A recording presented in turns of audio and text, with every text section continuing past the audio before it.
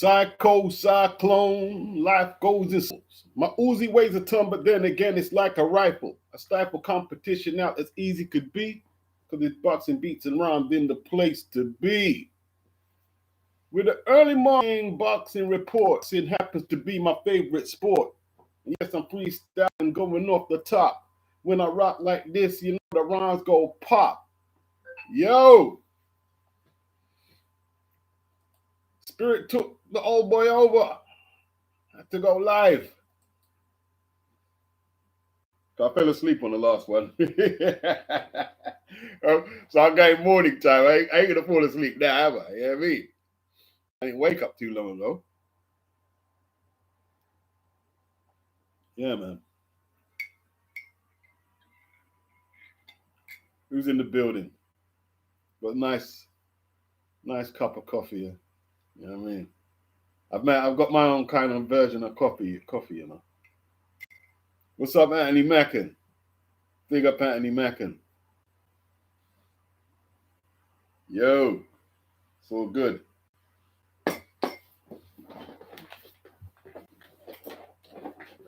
So what I did,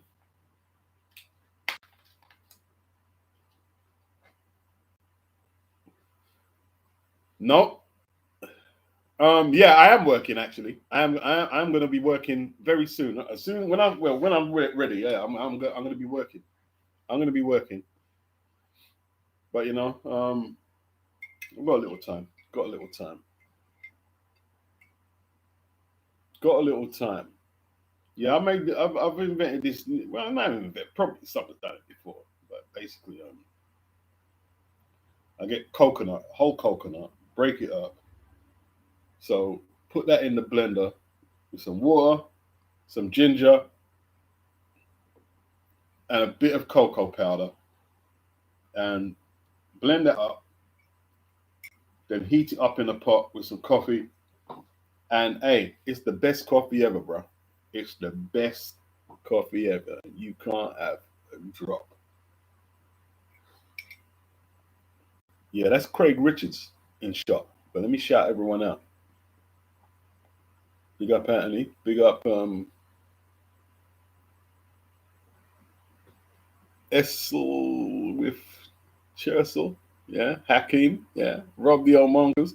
Chatting about bad knockouts the other day. Mercer Morrison always lives in the memory. Hammered him.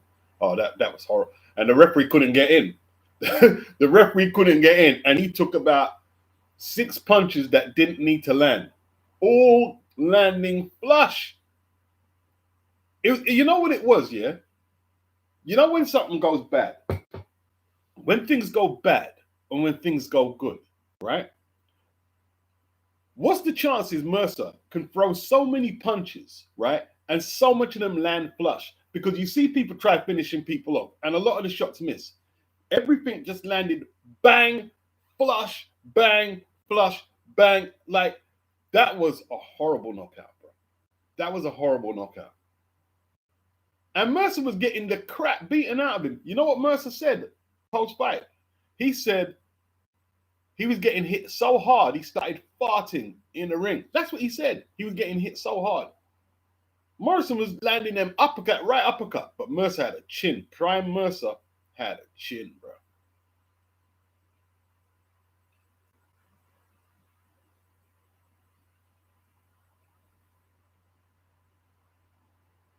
Oh, don't even talk about the Jeremy Williams one, Vic.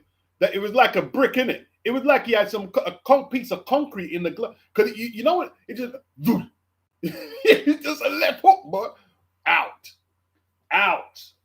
That punch was brutal, bro. That punch was brutal. Brutal shot. That left hook on Jeremy. I never think a HBO special, that one. You know what I mean? HBO special.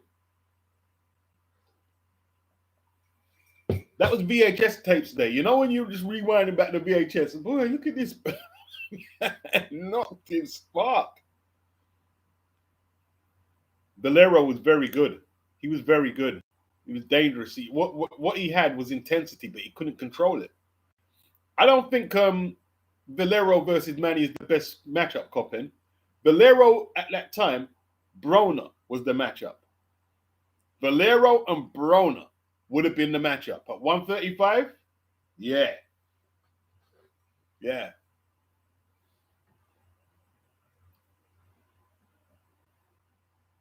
Um,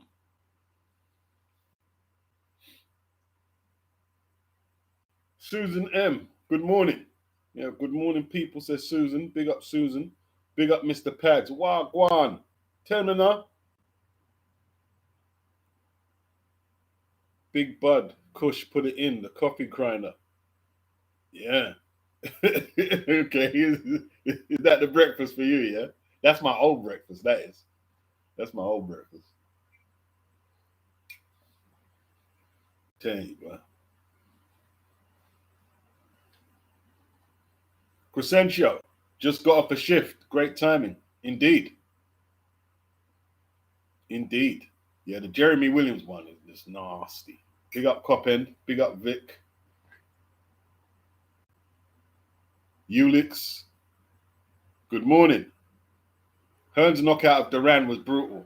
Yeah, Jim Rosenthal. Jim Rosenthal. I remember how did he when the right hand landed. Thomas Zimmerman, woo!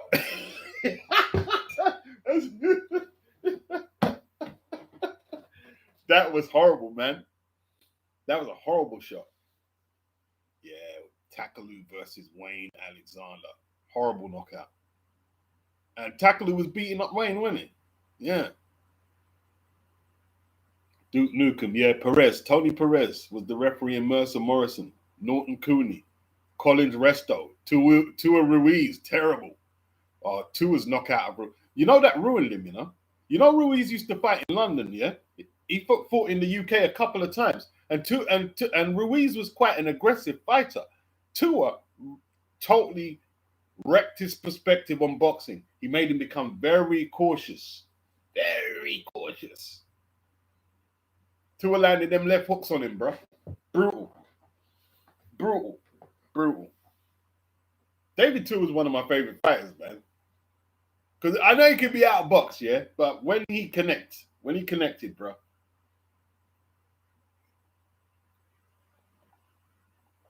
The Billy Collins fight, Duke Nukem, like Resto. Panama Lewis took the horsehair out of the gloves. That's the one you're talking about. Top rank show.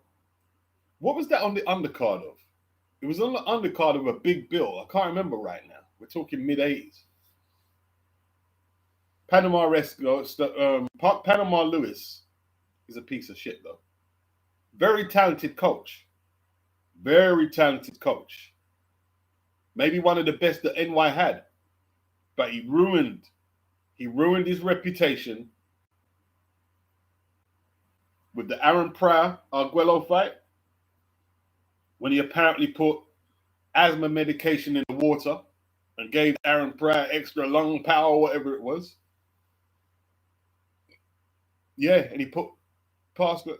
Did he? I don't think he put Pastor Paris in the glove. He just took out the horsehair. So it was just bare fists. Yeah, the one I mixed. That's the one, Ulix. Did he put Plaster of Paris in the glove as well? I thought he just took the horsehair. He just took the horsehair out of the padding.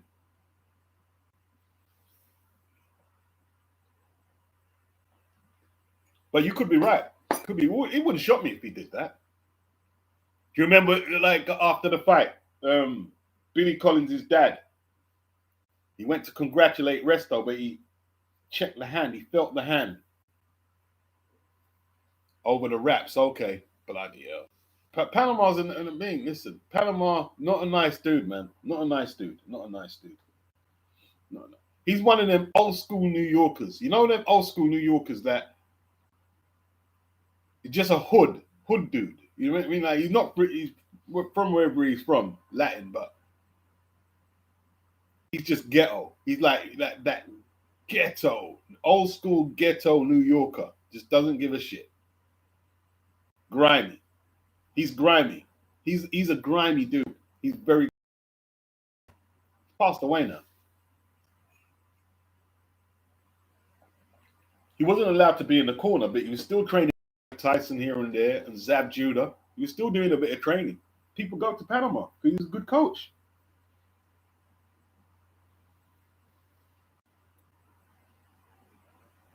Yeah.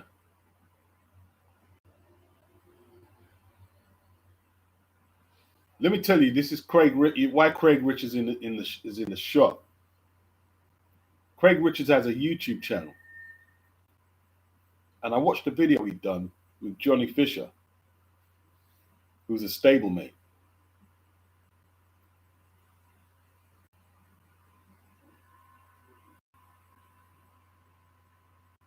Were they in the same timeline, Broner and Valero? Because well, they both fought. You know why I'm saying that off the top of the head? Is because they both fought DeMarco, didn't they? Like Valero actually struggled with DeMarco, and Broner. See, that was Broner in his prime. Broner in his prime. Remember, he destroyed DeMarco. See, this is the thing, man. This is the like Broner, Craig Richards are all tied in why I wanted to go live. Yeah. You know why Broner was struggling so bad? The reason this is my opinion why Broner is struggling so bad.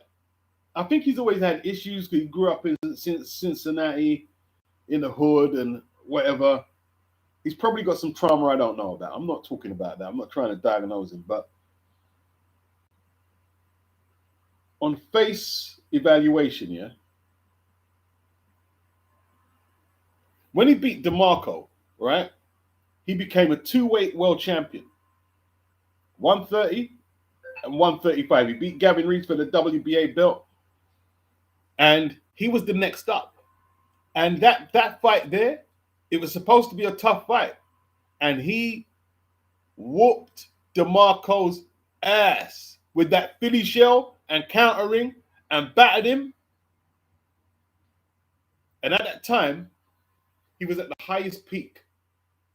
He was the next up, right? He had a friendship. He was the mentee to Floyd's mentorship, right? He was the next up.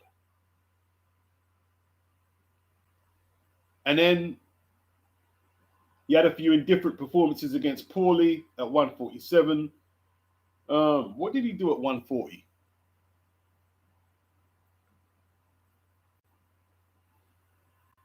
He was the next up, right? And then he lost to Marcus Maidana. And then when it crashed, he realized, and obviously, he didn't realize then because he's still thinking I could probably bounce back, but it's a big setback. But when you crash from them heights there, you're supposed to be the next Floyd, and you crash. It's a hard comeback, bro. It's a hard comeback.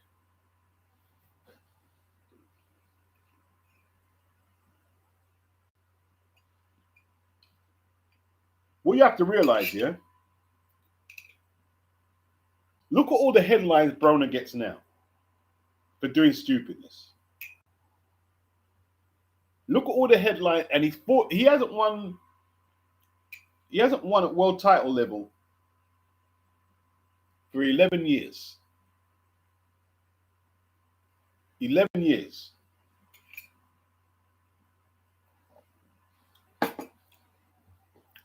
And he's still able to attract headlines. Imagine in that 11 years, if he was still at championship level, still winning title fights. Or even let's say he fell off 2 years ago from being a champion. He had a 9-year run or whatever at championship level, a 10-year run or whatever. Imagine what we'd be saying about him now. He'd be the talk of the town. Give me 1 sec.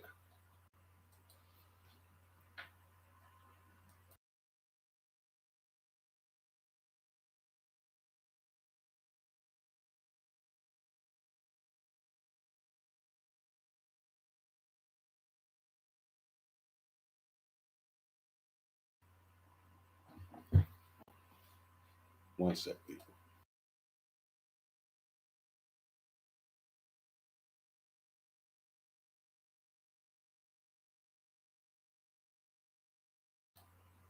He'd be the talk of the town.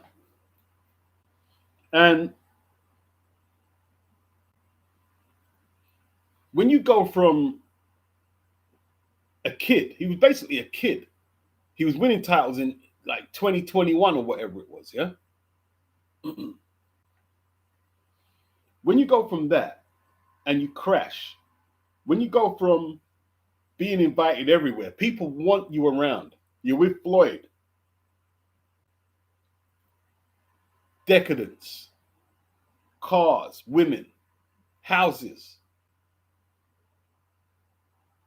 people relying on you to keep them afloat in the entourage. Hangers on. He's the dude. And then all of a sudden, well, how do I get all that back? It's similar to Steady B and Cool C when they did the bank job. How do I get it all back?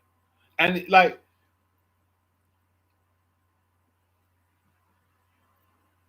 right now, if he doesn't find the spirituality in his life, he's cooked.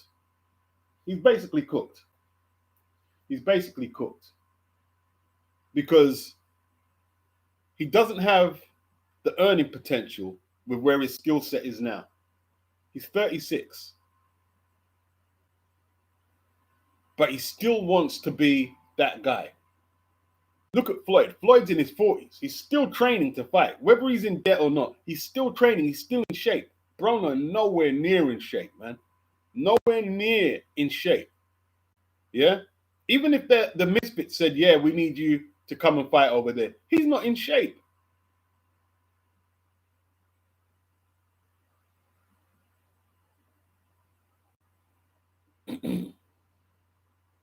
He's not in shape. If Broner could compartmentalize and say, look, the glory days were back then. There's no more Floyd. There's no more belts. There's no more women admiring him for what he had. There's no more of that. But what I need to do is start eating better, put the bottle down, right? Put the bottle down, start eating better, get control of my finances, but slowly. Not because, like, I want to be keeping up with the Joneses. Because, listen, that's what wrecks people. Keeping up with the Joneses is what wrecks people. It's what wrecks people. And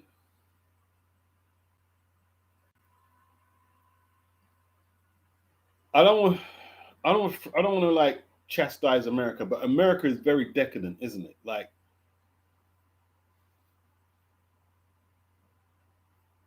if Crawford was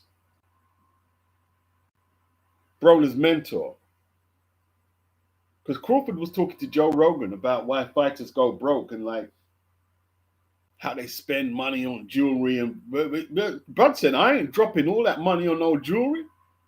No, don't do that. Yeah. That's the key. You see what you said, Jay Wood? I mean, no, spend less than you earn. And you know what it is? The more you get, the less you should spend. The more money you get, the less you should spend. Now, I'm not talking about improvements on your house. You have to spend, like fixing your car and that and that. I'm talking about all the excess that you're going to buy, right?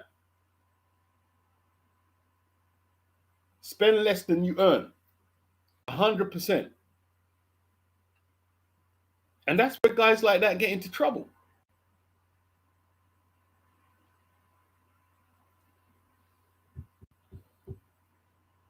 Crawford was talking to Joe Rogan, and they were talking about, what's his name? Chad, is it El Cinco, a footballer? I don't know the names, the black guy.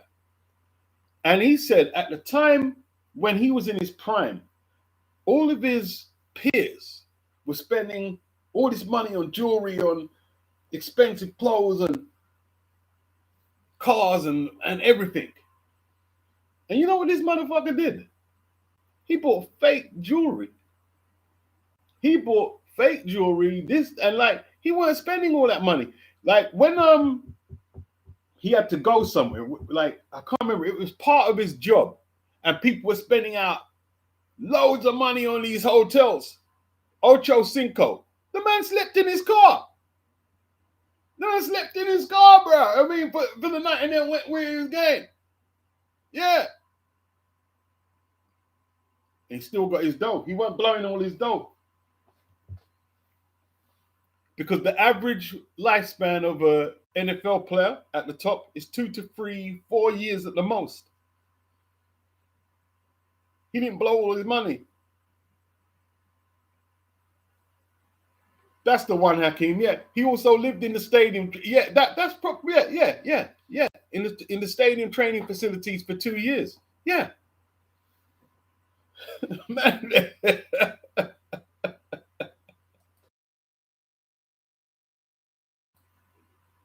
You see 50 Cent. 50 Cent does all that big baller talk and that. 50 don't spend money like that. You got to be joking. You ask the people who know 50. 50 don't spend money like that, bro.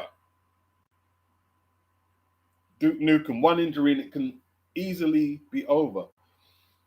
And you know what it was, yeah? I watched Craig Richards on his channel with Johnny Fisher. And sometimes you got to be thankful.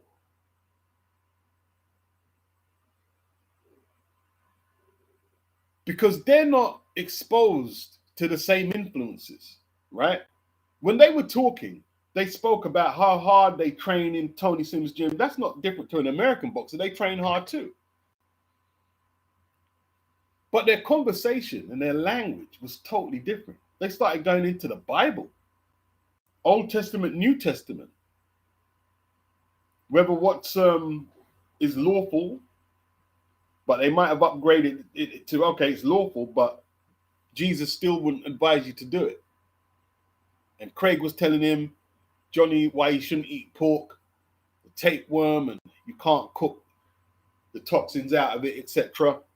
And they were going through theology and Old Testament and thing. And Johnny, like, been to university, and Craig goes to church.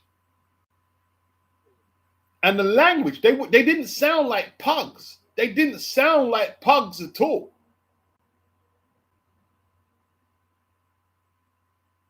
Like, they're using words that I'd have to go and look up. And I'm like, flipping hell. This is like, you couldn't get, look, let's just keep it honest. You couldn't get a podcast between boxers like that in America. You couldn't. I don't think you could. Discussing religion to the depth they were going in. Like, Craig on his phone, like checking his receipts from the Bible, and he said, "Where's my Bible?" Because he goes to church and stuff. And Johnny is I can't remember what denomination, but they're both Christians. And you see, your mentality in life is what's going to set you up, man. That's what's going to set you up. What you adopt in your everyday life. Yeah? If the first thing you pick up in the morning, let's say like for visual stimulation, is OnlyFans or wherever it is, or gaming, or you don't pick up the Bible straight away, then your day is going to be set up a certain way. You're coercing your day to be set up a certain way.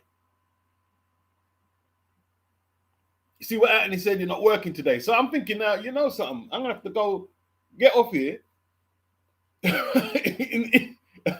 and set myself up and not take too long on here. You really got to think about what you're doing. You really got to think about what you're doing. And you see Broner, yeah? Broner's probably never looked at the resources you have on YouTube. Like, go to channels that are talking about how to do your taxes, how to file your taxes, how to report expenses, how to set up what you do. And this is what Liam Cameron was talking about, right? Before he got involved with Boxers in Needs, he didn't know anything about taxes. So all them purses he was earning in Riyadh and then in a rematch with Ben Whittaker, if the organization that he is now a spokesperson for, if they wasn't there, he would have just been spending the money, and then you see with HMRC, yeah, you just spend the money, and you think, well, it's there to spend. I'm going to spend it. But a lot of times, you know what they do? They let you stack up your papes. Yeah, stack up your earnings, I should say. And then at a certain point, they're going to come for you. And then you've got to explain. Yeah? Yeah, that's it, Hakeem. They'll let you run up a hill for 2 to 3 years, and then you've got to explain what you did with all that dough you've made. And when you say, well, yeah, I bought BMWs and spent it on BITCHESs in the club, well, you have to pay for that, rude boy. That has to be paid for. It has to be accounted for. Ignorance is no defense of not knowing the law, I'm afraid. And you see these two men here, you see like Johnny. I like Johnny, man. I like Johnny Fisher. No, I don't think he's a great boxer. I'm not saying that. But I like Johnny Fisher. You know why? He's got very strong family. He wouldn't be there if his family wasn't involved. Like, they were speaking about how they built up the Bosch army and how 2,500 tickets, this is like early in the game, right, were personally gave to the people who purchased it, and they came to his house, and then they obviously had to go up another level. They couldn't do that. 2,500 people personally come to get their personal tickets from him. And you see, there's videos of him, his mum and dad, and they're all working out the ticket distribution and working out how to develop the fan base and keep them in touch and stuff. And it's a team effort. And he's very intelligent, right? He's been to university, he's got degrees and shit. And Craig is very intelligent too. I was listening to this podcast in like astounded, in astonishment. Like, look how they represent themselves to the worst of boxing.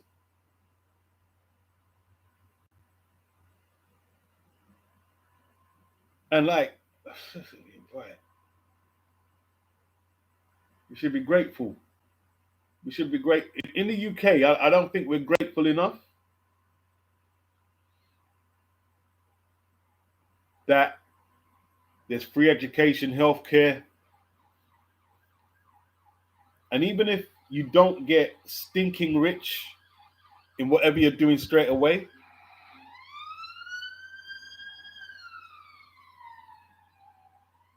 you can improve yourself. You can improve a lot of things. You can improve your diet, your fitness, your vocabulary, your outlook. You can improve all them things. In America, I think it's very tough once you get on a certain rung on the ladder with your influences. Because here's the thing, yeah? Broner looked up to Floyd. And he saw Floyd throwing money about, Money Mayweather. And that influenced him, I guess. Okay, I'm going to take it another level, Floyd. I'm going to flush money down the toilet. But what he didn't take from Floyd is the diet, is the discipline, is the training regime. He didn't take that from Floyd. Floyd doesn't drink. Broner drinks. Errol Spence drinks. Errol Spence capsized the Lambo. And Errol Spence is a good kid. He's not a horrible person. Errol Spence is a very nice kid. Very nice kid.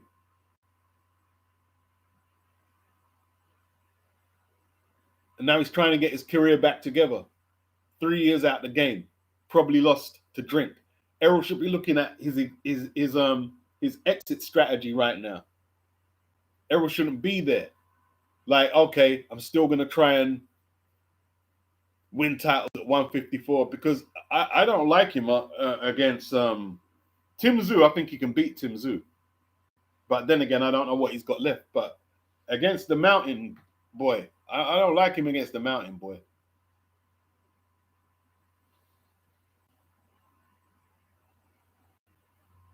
Rob says Johnny Bosch is a promoter's dream. Indeed. Indeed.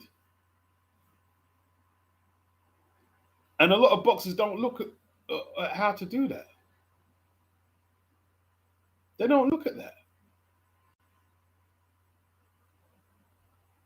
With the crash beats, he was getting chased by a rapper who got murdered now. He was running with some rappers and they got in some beef. Is that what happened? I didn't know that. Rolling with rappers, not a good idea. Not unless they're backpackers. You can roll with backpack rappers, yeah? Who ain't getting into all that street and club crap. You can roll with J. Cole, people like that, and Kanye. Because Kanye gonna talk some rubbish, but Kanye ain't getting in no ghetto what's not. You know what I mean? Yeah, I didn't know that, Hacks. That's pretty sad.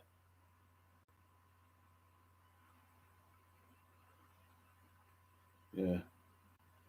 The accident was horrible, man. That was horrible that day. That was horrible. President Brush, he says he was unalived a year later by Errol Spence's friend.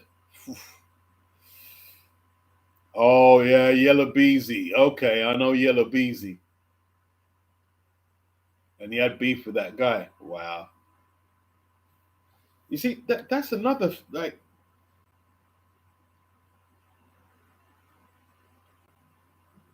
I don't want to say it, yeah, but I'll compartmentalize it and say it like this. Hip hop culture is generally positive because I'm going to compartmentalize it. Breakdancing, pop locking, good. But you need physical fitness to maintain being a pop locker. Right? Turntablism, positive.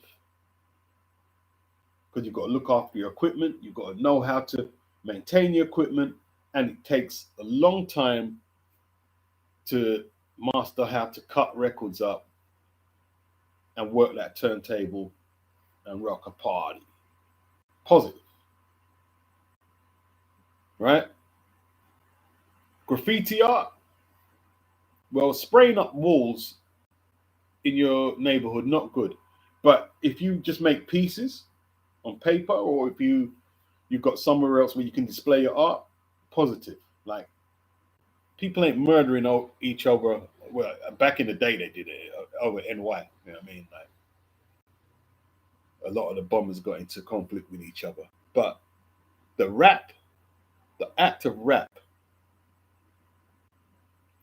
has been cursed.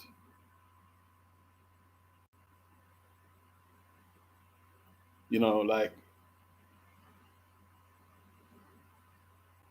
the amount, like, from Scott LaRock, BDP, when he went to help out D Nice, got murdered. Biggie, Tupac, like the Easy E AIDS thing. No, I don't believe you got AIDS, bro. I don't believe it.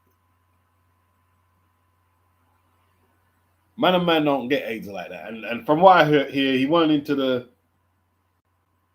ting. You know what I'm saying? He went into that. That's what I hear. I don't believe. I don't believe, man. I don't believe that. I don't believe that. The other kid from the West Coast the other day, I forgot his name. The art form has been cursed, man. And then you think about it today, yeah? They're still talking about them old beefs on DJ Vlad. They keep bringing it up. Why they let that time die? It's not a good time, and they keep bringing it up.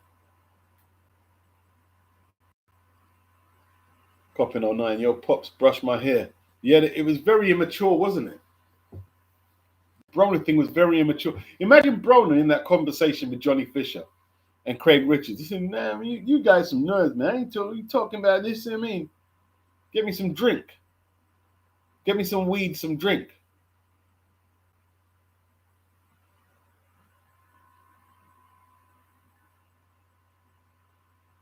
Yeah, he did have something to do with it, but D Nice heartbeat. D Nice is a good kid.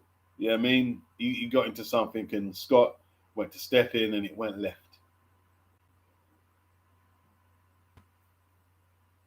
I think Chris and D Nice did have some misunderstanding on it. I think they're good now. I think they're good. I think they're good now. You know what I mean?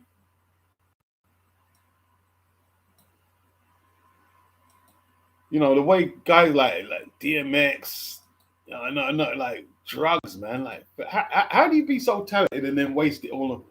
But you know, he said they gave him that. Is it the Woolers blunt? They call it over there.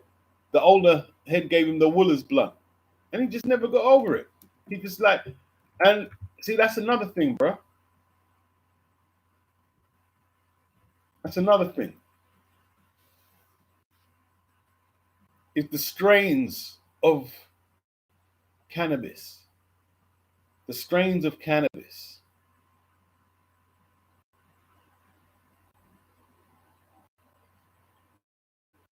change so much, right? And it's responsible for a lot of the mental illness you see out on the street right now. It's responsible for a whole lot of it.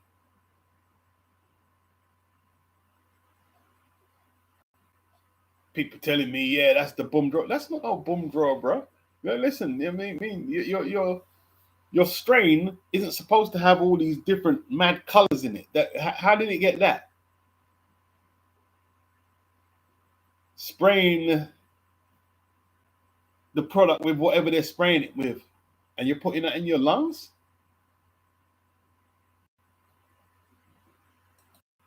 And a woman on the radio, she spoke about it years ago. She said from the 70s, yeah, because she works in the mental health field, and she said from the 70s, the strains of weed from then out there now is accountable for a lot of the mental health issues that we're seeing up there. Because a lot of people bun. A lot of people bun.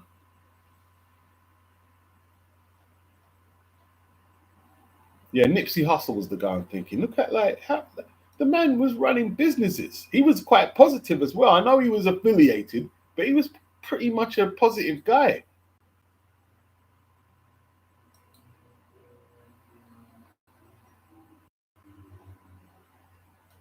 See, that's why KRS-One keeps to himself. He's a very private person. He's very private. Keeps to himself.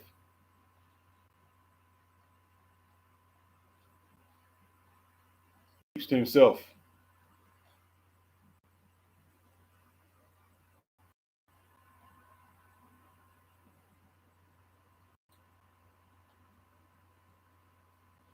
Yeah. See, Broner needs friends like Craig and Johnny Fisher to change his outlook.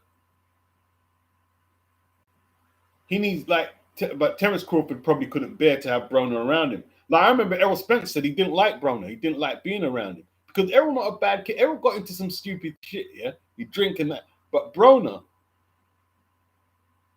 he didn't like. He said he didn't like AB, and that's probably because he was allowed. Errol's quiet, isn't it? Errol's a quiet dude. He's got his issues, but he's quiet. Broner just loud, just loud.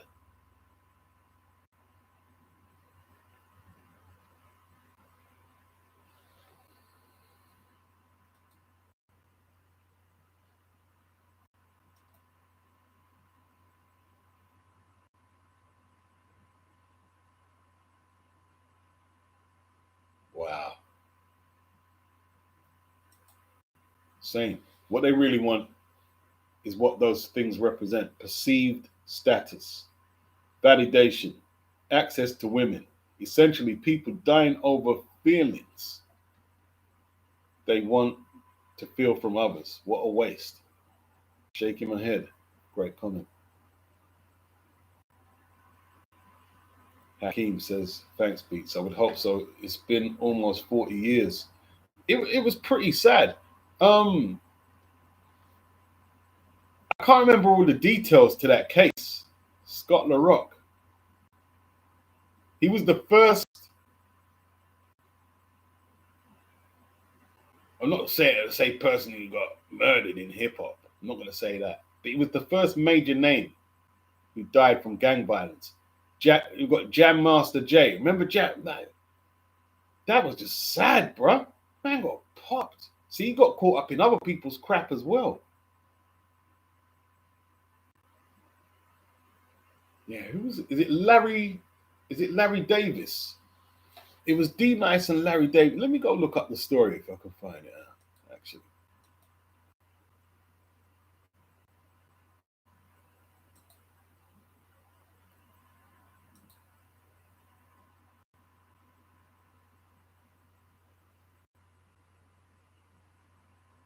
D Nice and Larry Davis.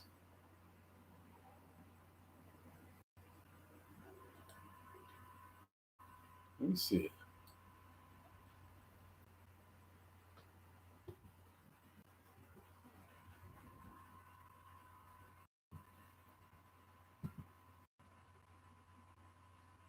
Case of D Nice and Larry Davis.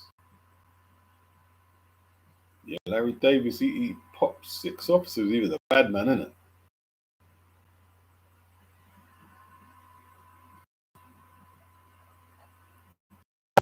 Larry Davis weren't, but I said he had like Larry Davis. He had like it was a personal thing between him. Larry Davis stepped him, and he got scared because like D Nice is a rapper, man. D Nice just raps. And my name is D Nice. Taking out you suckers, and you don't know how to did it. That was a bad tune, bro. That was a bad tune.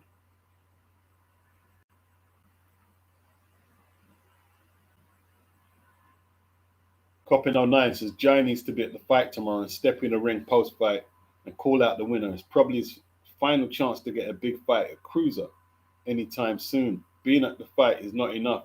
He must step up to the winner in the ring. Well, you make a great point there. Is he going to be in attendance? What will his bargaining chip be, though? The Zuffa belt? I mean, they're going to try and embarrass him and say, you ain't got no strap, no, we ain't got no recognized sanctioning belt. I'll fight you for it. That's the thing. See, they didn't think about that when they signed with Dana. They didn't think about that. But at the time, you had to do something. No money's coming in. No money's coming in.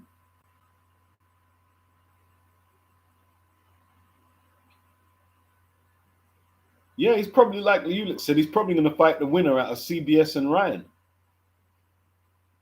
Was that next month? May, yeah? That's in May, yeah. At Bournemouth.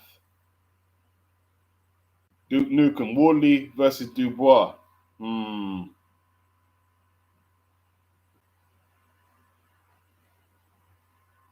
It's a difficult one to say, man, because with Daniel's power and that jab, like, unless you're really good or you're really durable, like Joe Joyce was when they fought. Like Joe took some hard punches. Let's not get it twisted. Daniel landed some hard punches, and he was in the fight up until his eye gave way and his heart gave away. Ulick says, when Jai had the IBF belt, they ignored him anyway. Yeah, that's true. That is true. What you said there is true. That is true. But now they've got even more of an excuse, isn't it? They're going to say, well, you know what I mean? Even though, like, what you said is 100% true, Ulick. But they're going to say now, well, you haven't even got a belt. How much percent do you want? You want 10%?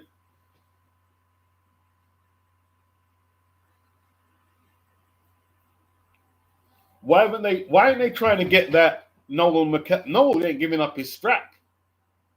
Noel holding on to his strap probably. That's what it is. McCallion.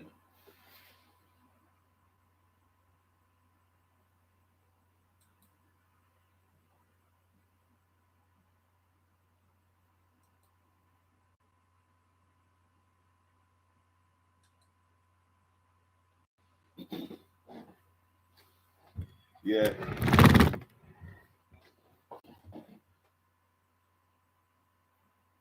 Broner had a lot of money. Broner made a lot of money. Remember Broner turned down that Rock Nation deal for millions and started cursing out Jay-Z? And you see, the thing is, yeah, I don't understand the Al Heyman situation with his boxers like Broner and Wilder.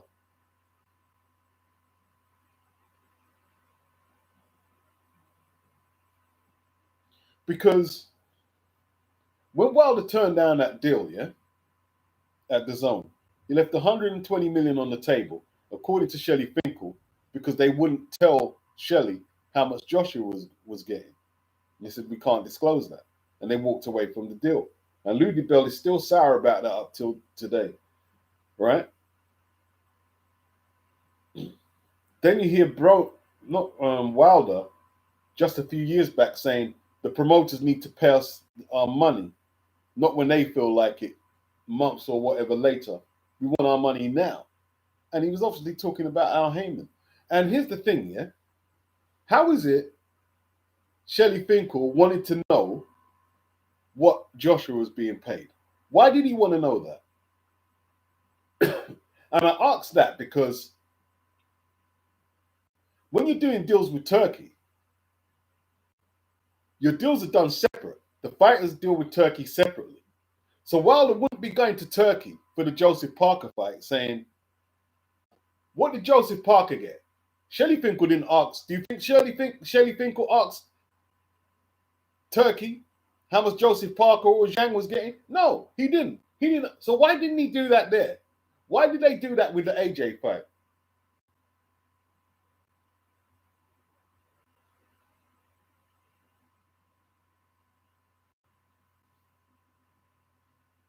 And Al had Broner on an allowance, didn't he? He literally had him on an allowance. Give me my money, Al. My money. Where's my money? But here's the thing.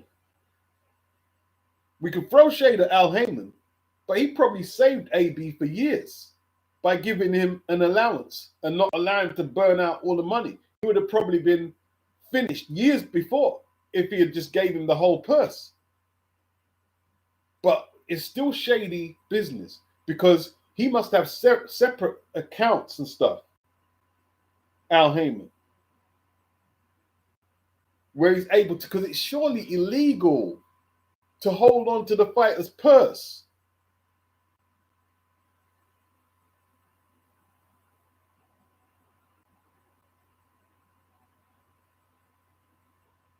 I don't know. It's something, it's in the contract language, man. Was he putting it in some escrow or in some offshore shit abroad where no one can touch him?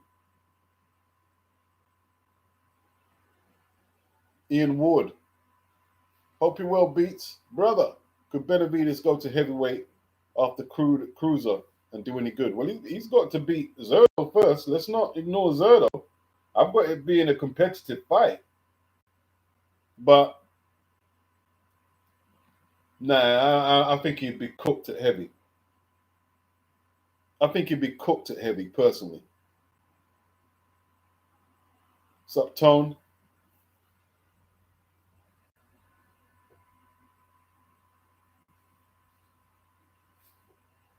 Yeah, man. I don't think he'd do anything at heavy.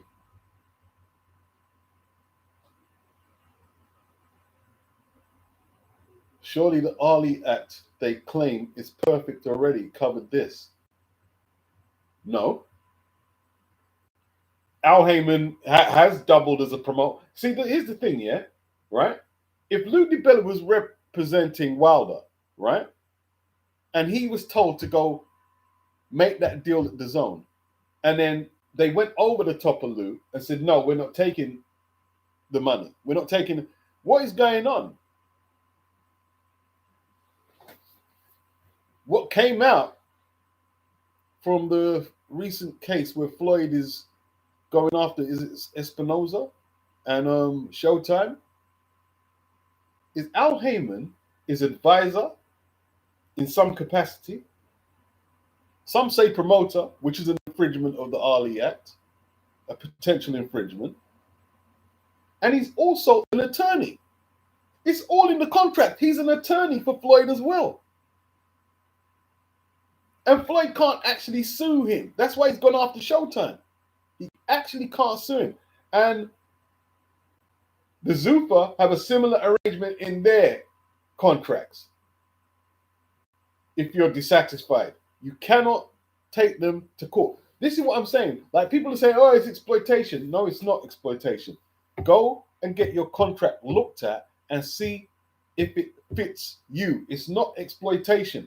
Yeah? It's not. People need to stop saying it's exploitation.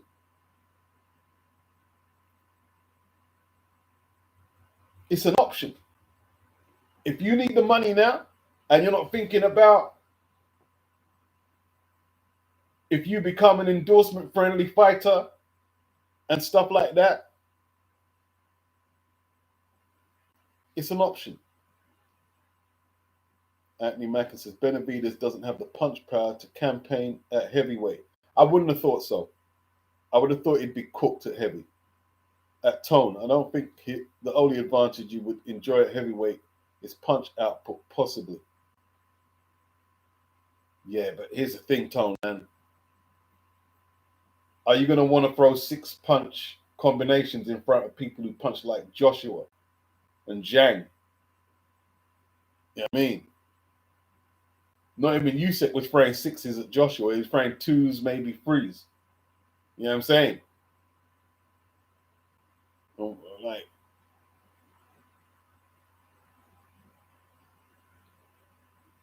you don't want to stand in front of Dubois just throwing your hands like that. Because Dubois wouldn't even need a big hook. Like the first jab will rattle you to your soul. The first jab.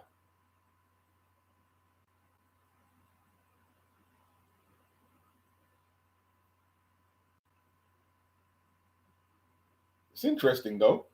Maybe him and Ramirez move up to heavy. They'd be small heavies though, wouldn't they? I mean, Ramirez was smaller than Chris Billiam Smith. And Ramirez has a size advantage on Benavidez. I think cruiserweight has to be their limit. But perhaps not. Perhaps not. And they both started at 168, yeah? WBC Benavidez 168, WBO 168 Ramirez. Remember how much Ramirez hydrated for one of them light heavyweight fights he had? I can't remember who it was. I think he came in over the cruiserweight limit, they said. Anthony said, do you want to see Benavidez in a wheelchair? It would be dangerous. It would be dangerous. It would be dangerous. But it depends how he's matched as well, though, Anthony. If they matched him at a level that wasn't too demanding at first, it's possible. I wouldn't say it was impossible. It's unlikely, but I wouldn't say impossible.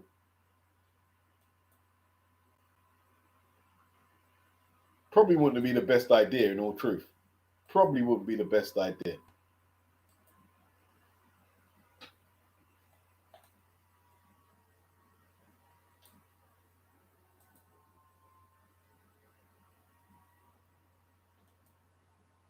Yeah, you could get hospitalized, man. Like, heavyweight is dangerous, man. It's dangerous. Heavyweight is a different ball game. Hakeem makes a good point here. It's not the lack of size, it's the lack of skill. Roy Jones and James Toney, both smaller than Benavidez, though they went heavyweight and won belts.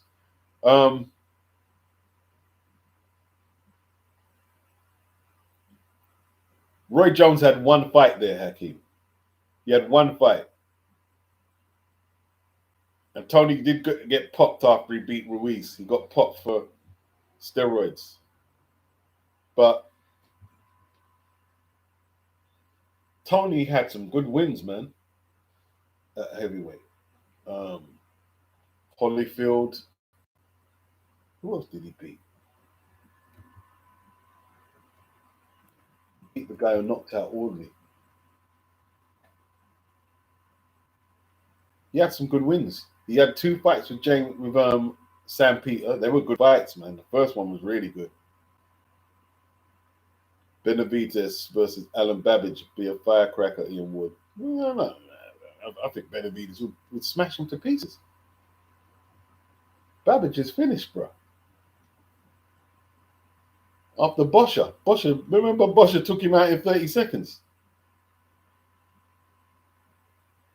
Anthony said, well, the only point of him going to heavy is to try and win a world championship title. If he's looking for a title run, I'm saying that it would be impossible. Yeah, I hear that. A title run is pushing it. Yeah, a title run is pushing it. Anthony says, Moses Thomas has been Benavidez to the shadow realm. Yeah. Tony beat Evander, says Hakeem. He sure did. And he had to get his knockout run back on track. Boy. I didn't think that fight was going to be that one-sided. I didn't think it was going to be as one-sided as it was. But Yard got cleaned up. He got cleaned up.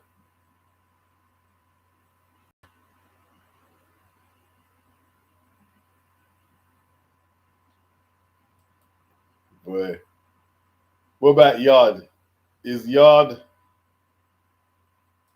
done as back at Cruiser? They've got him racked at Cruiser in the WBA. Or do you like his chances or no? Dunners?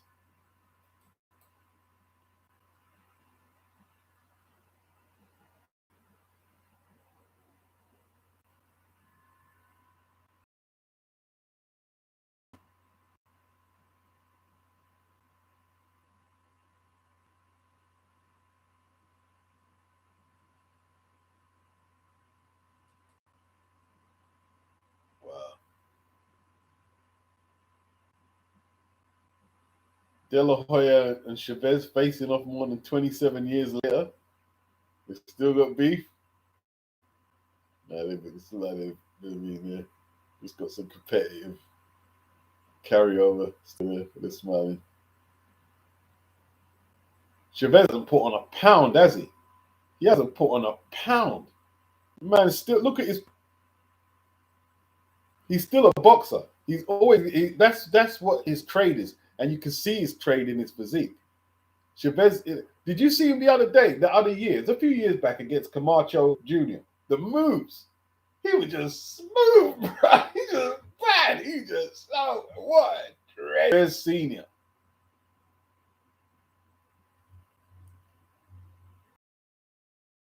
You can see like the posture. His son just didn't adopt none of his discipline. Just didn't have any of it. If he was anything like his dad, he would have probably. Oh, here we go with this connection.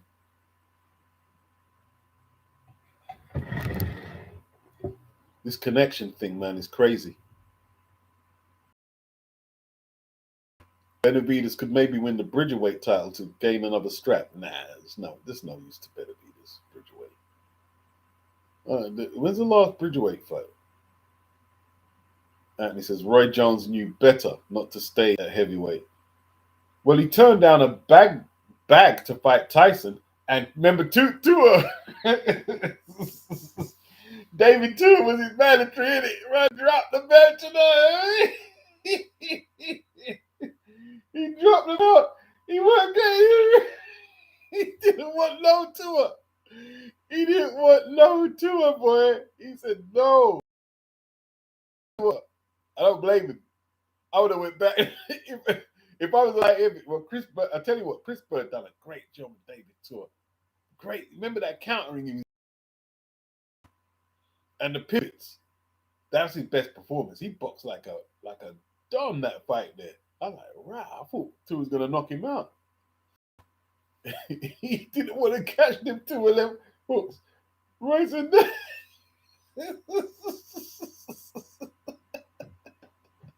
Don't blame him. I don't blame him.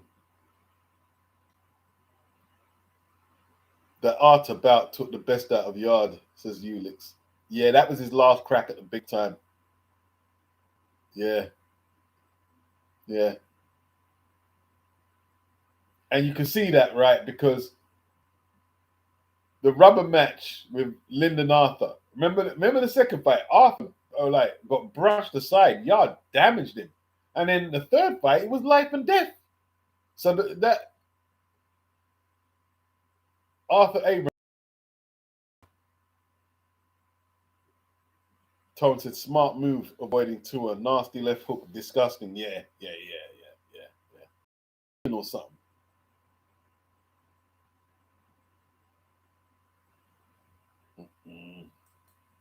Spence versus Zoo, July the 25th in Australia.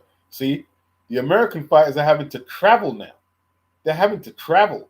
Before Keith Thurman fought Fundora, where did he have to go? Australia. When were American fighters going to Australia? Yeah, when HBO and Showtime were a part,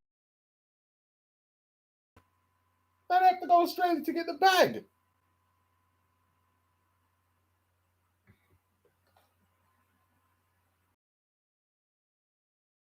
Had to come to the O2 to get a payday against Chisora. Man has to travel now. Them guys have to travel.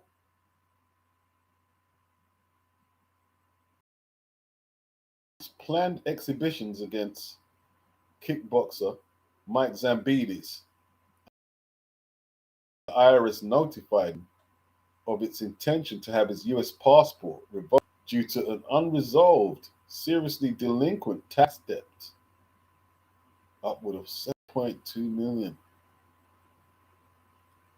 7.25 million according to documents.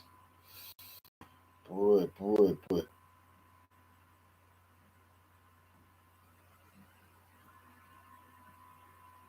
All right, A Broner received 15K from a supporter, and you could see his excitement. Bro came through. Okay, what was that for? 15,000, I should say. 50,000, not 1,000. Well, that's it. Jai responds to Benavides and calls for the winner. Well, let's see.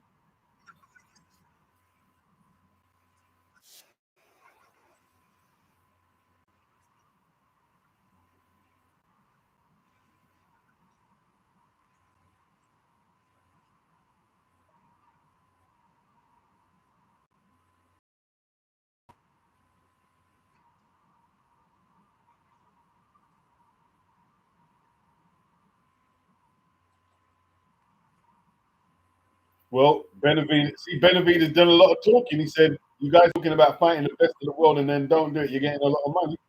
And then Jai said, "Okay." Jai's responding, but where is Dana fighting Jai's cause? Who's fighting Jai's cause to get these fights? Your money wisely, Broner, man. You got to use your money wisely.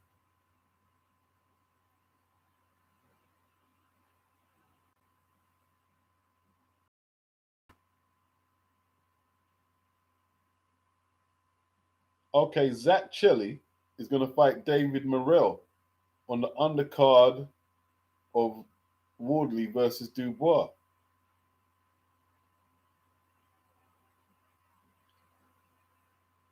Well, it's short notice, so people can't say, "Oh, well, I hate the match." It's short notice, isn't it? And like at least Morrell is getting a fight.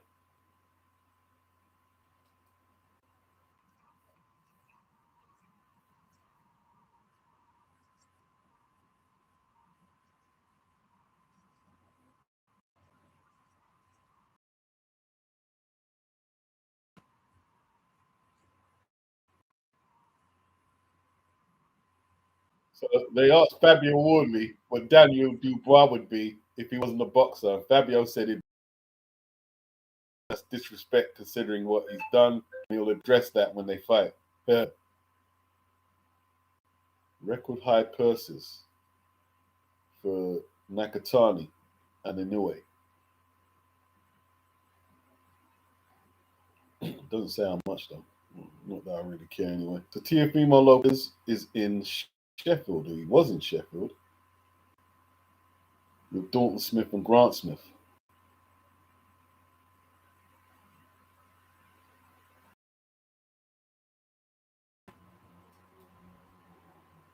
What's Dillian saying? Mm-hmm.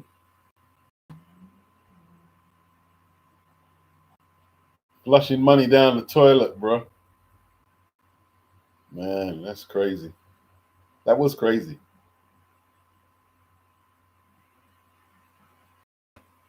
Canelo and Billy have done a deal to fight in September in Riyadh. Canelo's on the slide, bro. On the slide, he's gonna struggle in that fight.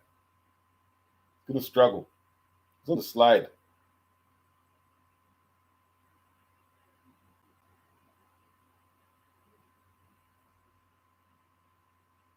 Wow, Edwin Valero had 100% knockout record, 27 fights, 27 stoppages. He had a really nasty streak as well.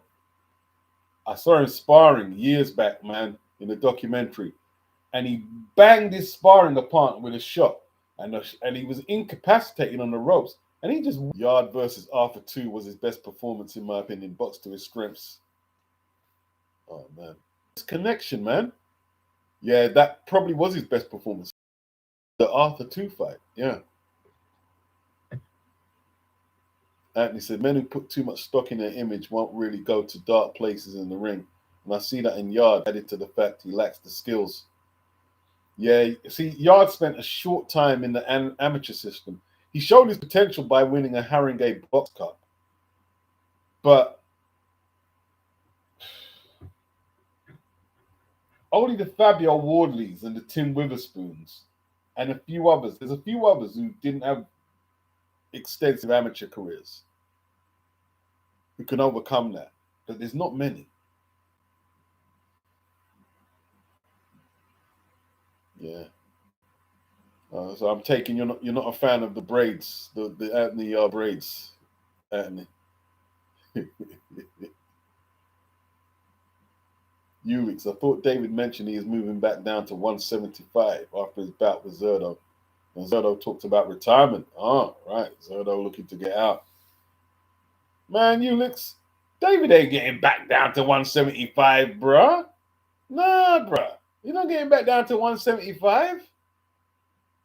To do what? To drink that? Dude, you listen. 25 pounds above heavyweight. Not 8 pounds. He's 25 pounds ahead. Listen, he might think he's going back down there. It's like Conor. Look how Conor's struggling to get back to 147. He fought at 150 and wasn't his best.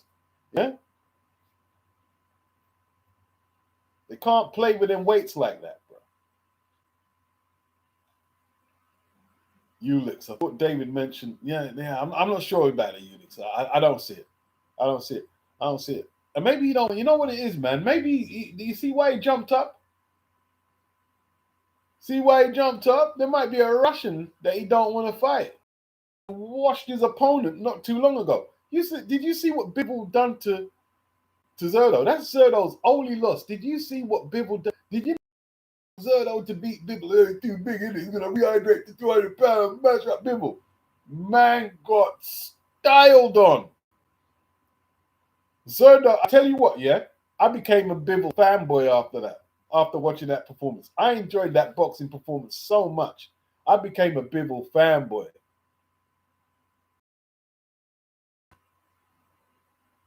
Prime Hay versus Bradis. Who takes it? I'll go with David Hay.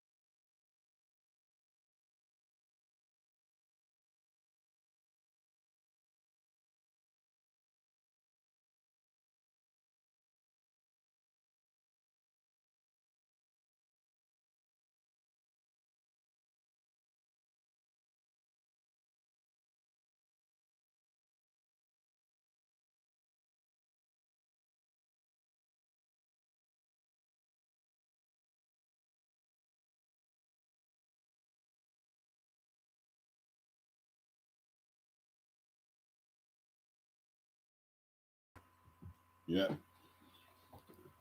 Just gonna feast on these strawberries, man. And it's not a fan.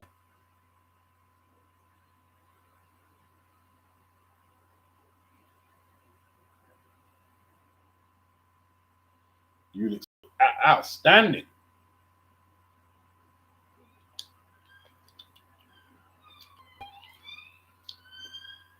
You know what it was? It was his balance. It was his balance, bro. He looked like that balance and that combination punching. I was just like, wow, that was brilliant, bro. Outstanding.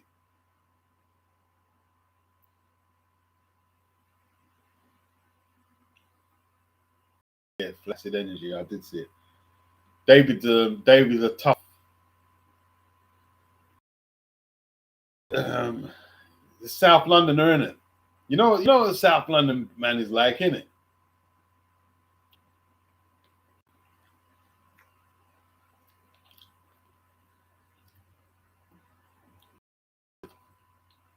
Very abrasive area. I'm giving that a wide circumference. South Africa, very, very abrasive. Take no prisoners.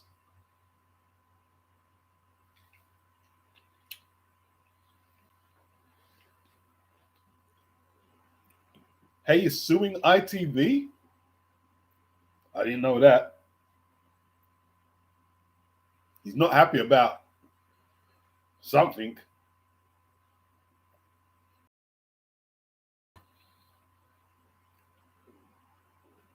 Could Kovalev or Lebedev beat Jai? Well, Kovalev heavy. I don't see him beating Jai at cruiser.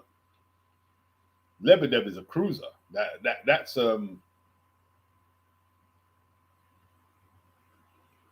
That is a 50-50. Lebedev and Jai is a 50-50. Because at Lebedev's prime, he was a very good cruiserweight. He was very good.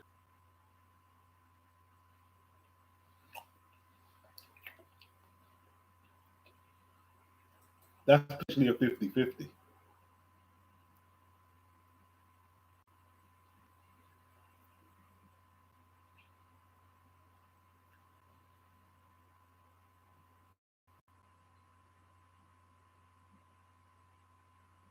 Okay, there's a card in Nigeria. I think Amir Khan Promotions. Amir Khan's still over there doing cards. Why have they got Amir Khan to do it? Is what I want to know. I'm not saying he can't, but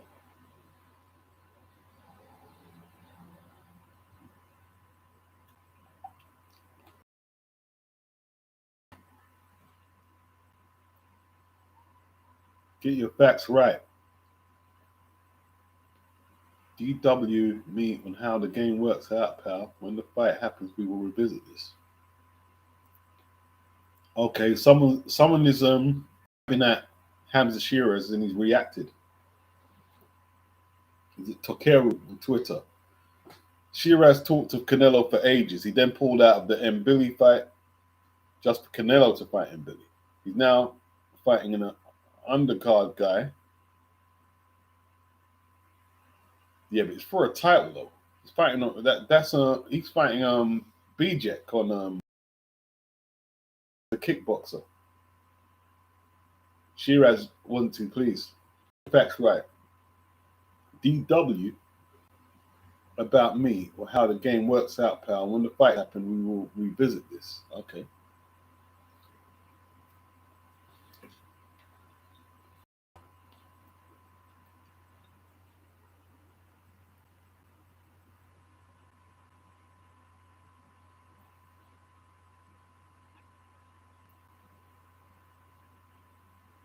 Now on the Zone Boxing, Dan Raphael. I worked as a consultant on this film for months. It's great. What film? I've watched it like a dozen times, though the production process and appearing in it. Director Eva Longoria did a fantastic job. What is it? A boxing film? What is it? La Guerrera. Oh, it's between this it's a film about Chavez and De La Hoya, La Guerrera Civil. Yeah, okay.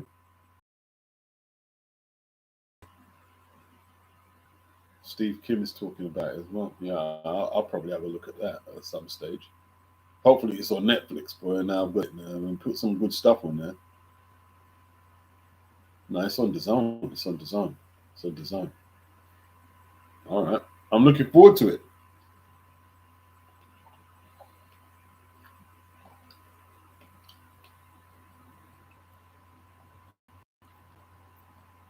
A lot of the Mexicans hated Oscar for beating Chavez, man. Somebody said, right, when I canceled my zone subscription, they put it up. Tough break, pal. You know what I mean?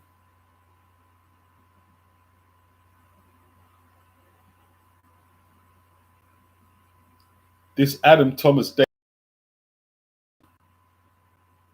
got crazy. Something more lighthearted. Are you Team Adam Thomas or Team David Hay? I nail my colors firmly to the mast. Someone says he's on David Hay's side. Why? Because I only saw highlights after the event. From what I could see, it was simply a bit of mild piss-taking banter, some gentle mockery, which everyone has dressed up as vicious bullying. Bullshit. You want to see the things me and my mates say and do to each other? It's what proper men and proper mates do. At least in Britain, where we've elevated sarcasm and piss taking to an art form. Thomas has nothing to whinge about. He won. He's going to make a fortune. Stop being such a PUSSY, someone says. David A. retweeted.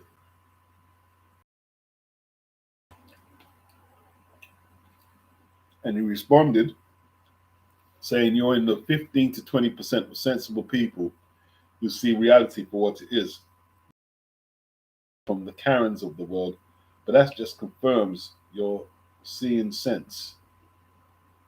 Someone replied and says, David Hay is a prick, a narcissist, a misogynist, and a sore and pathetic loser. As for your comment, it's what proper men do. Grow the frig up. Grow the frig up.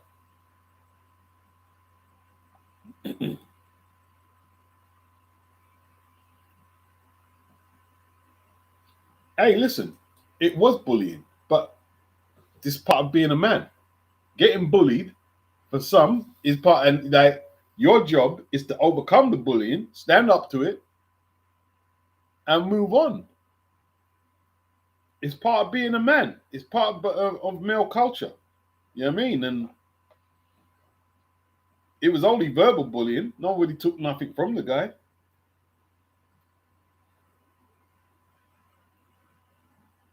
I'm not a fan of bullies, but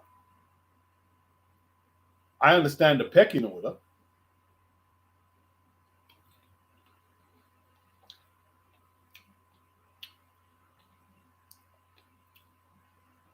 Isn't it a man thing? Or am I out of touch with that?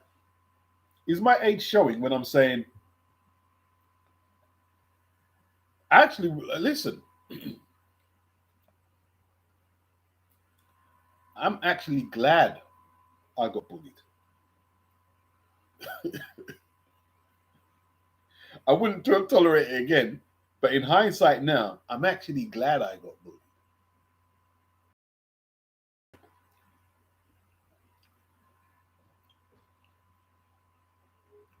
Because it assisted me in my workout regime when I was. It assisted me.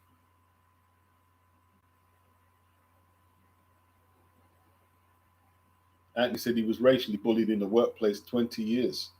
I sued the fuckers and they paid me over 10K. Well done. 20 years ago. Yeah. Anthony says you are out of touch, Beats. Okay, I get it. I get it. I probably am. I'm not going to even say I'm not. I'm not even going to deny that. I probably am out of touch.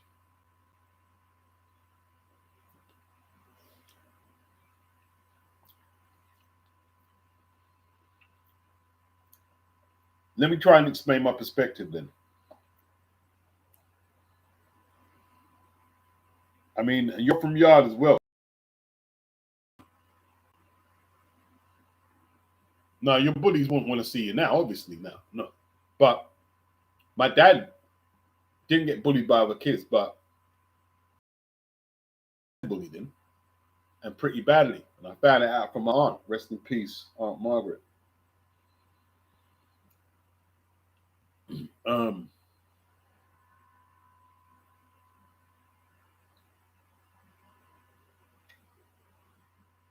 I would argue, Anthony, that bullying in the male species propels us to go harder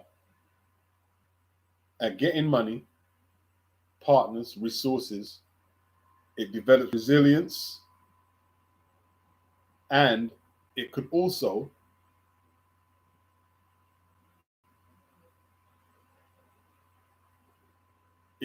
develop empathy as well. I'm not sure.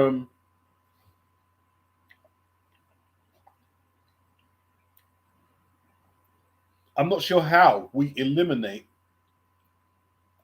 bullying out of them, and it's not just men. It's in the female species as well. It's not just men. But I get what you're saying. I'm out of touch. I'll actually take that one. I'll take that one. But I'm just not sure how.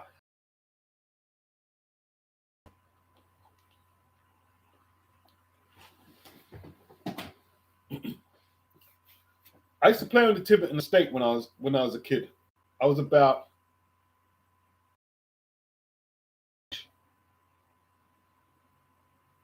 And there was this white kid who used to bully me.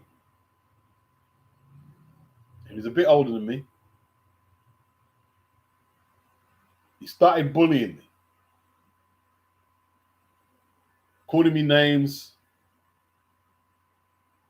kind of like pushing me around and stuff. And I grabbed him. And I pushed him into the laundry window. Bam! And I held him there. And he tried to move. I was back in there. And I didn't say nothing. I was just looking at him. And that was the last time he did it. And I remember walking home. And it was like I relieved a boulder. It was like I relieved a 500-pound boulder off my shoulder.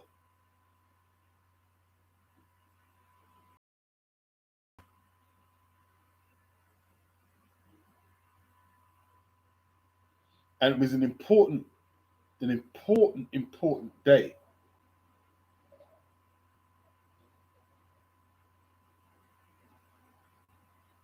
Of me transitioning my adolescence. I'm trying to find the words because I'm just remembering the day. It was a day like this. It was sunny like this.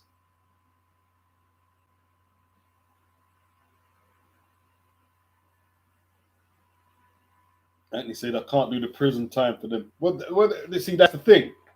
You know what I mean? After a time, you got to let it go at me because, like you say, you can't do the prison time because, like, you know what I mean? You've learned all that pugilism and shit, and you know what you do. You know what you would do. So you got to let it go. Like, I remember, boy, anyway, let me not mention that. I mean, it's just a thing. Because here's the thing with it, right? I'm not saying it's good, Anthony. Don't get me wrong, right, Anthony? I am psychologically scarred from a lot of stuff. But I can't change it. I can't change it. And I've got this thing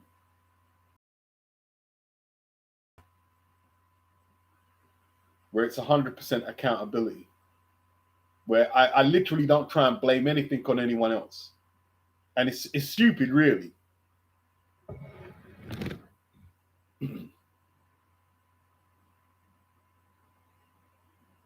Anything. And I'm working out why I do it, because if I say you're responsible, I'm gonna go out and do something. I'm gonna go out and do something to someone. So I said, nah.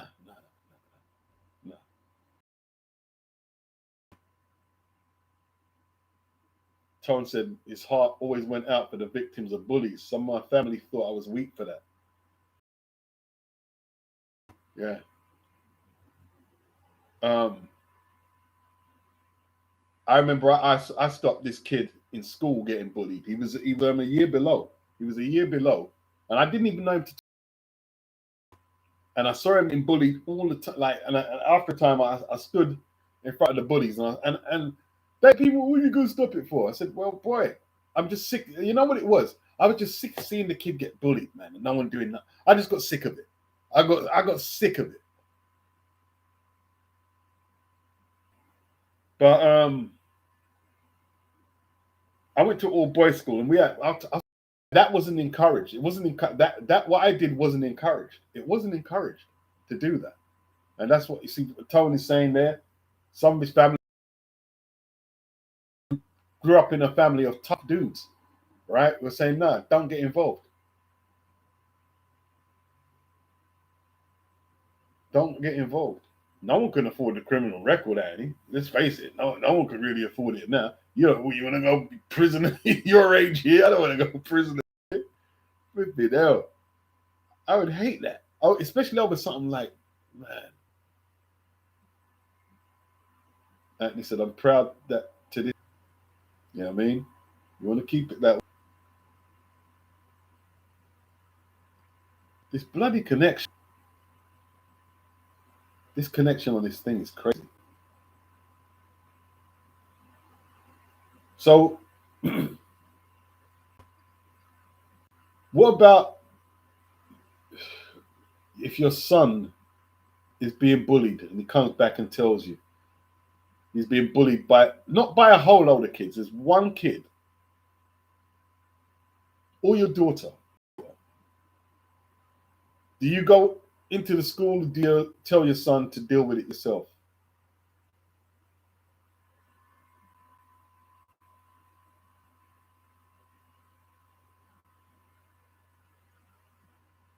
You know what it is, yeah? Life is crazy, bro.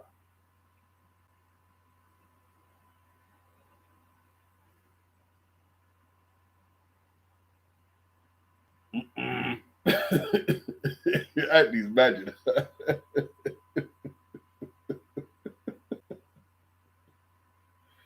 Life is crazy.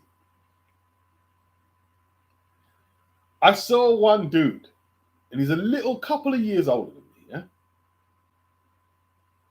And it must have been about mid-90s. Me and him got into something. I'm not going to go through the whole story. And I'm in my friend's house, and he's there.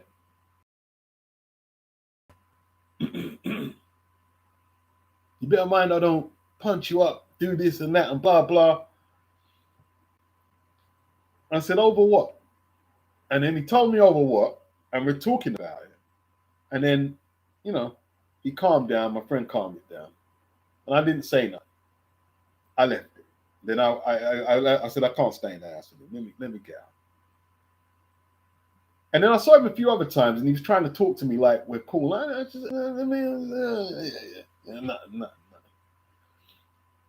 Hey, listen, let me tell you this, yeah? Shortly after my mum passed away, I saw this dude in the supermarket, right? And he could barely walk. He was hunched over the trolley doing his shopping, and he just looked messed up really badly. He was messed up. I don't know what's happened to him. He was messed, and you can see he got some ailment, got some serious ailment. And I remember looking at him, and he saw me, and he didn't acknowledge me. He didn't acknowledge me. I just looked at him and said, all that bad man talk back then, All that bad man talk bad. Look at you now. Now. Messed up, bro.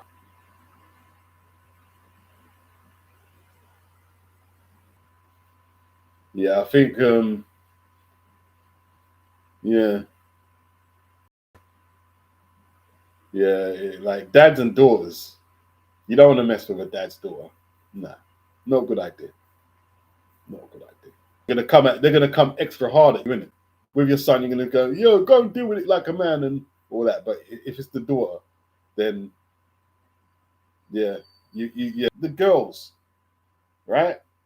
With the dads in the house. They don't.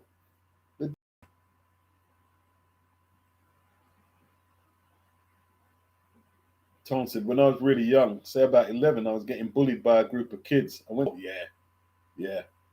When you catch them once, I've caught a few. Yeah,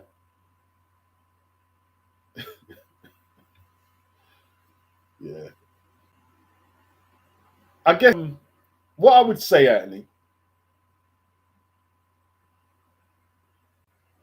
is backyard, yeah, we say, what na kill fatten, right? You know that one there, sir. What na kill fatten. So if the bullying isn't too overkill, if it's not too overkill, I'm not saying it's good. Like by retaliating or developing yourself as a person, get a good job, keeping yourself healthy and fit, learning a martial art, etc. Productive. Yeah. Robbie said, I was lucky. I was targeted by an individual. Easy. Well, the bullies like groups. They like groups. The bullies, they like groups, don't they? They like groups. They like groups.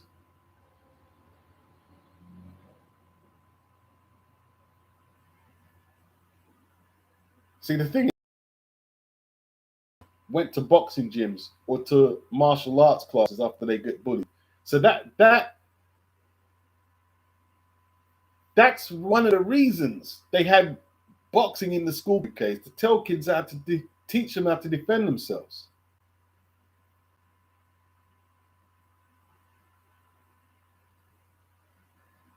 There's bullying in the animal kingdom, correct? In the animal kingdom. Probably worse than what we get in the human species.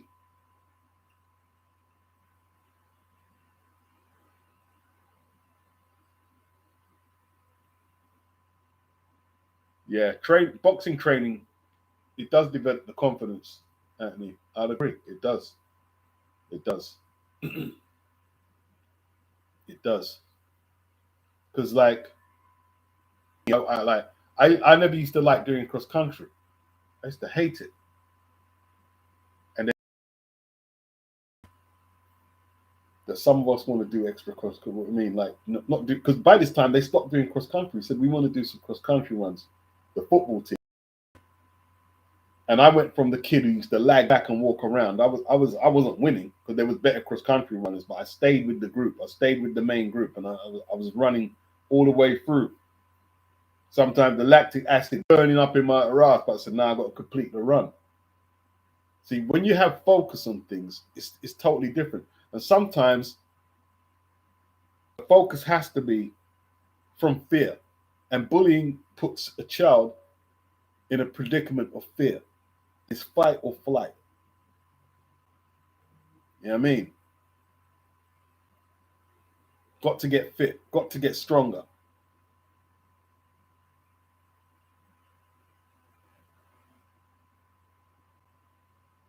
You know what it is these days, yeah? You need not these days, right? What people don't understand, yeah? I reckon all you have to do, this is just my opinion, yeah? If you can get up to a certain level of press ups every day, let's say you do, and you don't have to do them all at once. Let's say you do 50 press-ups a day. Say maybe 2 sets of 25 or whatever. Or maybe even 3 sets, but you get to 50. Whatever it is, yeah?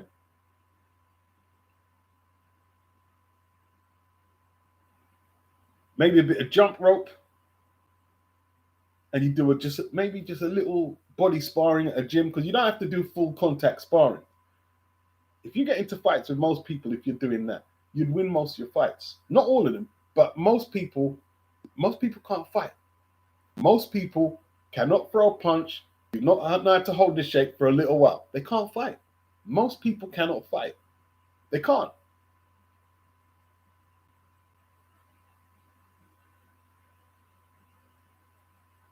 Rob says certain species of monkeys target one monkey and just pinch and bite it all the time, and we think we've had it bad. Animal Kingdom, they're bullying. You see lions, right, being separated out of their packs. Yeah, most people throw a couple of punches at me after 15. They're done. They're done. They're done right there. They're done. And most of their energy is burnt up mentally after they throw the. See, you get in a fight, most scared of getting hit. The fear of getting hit will bring many into a panic if they get into a fight.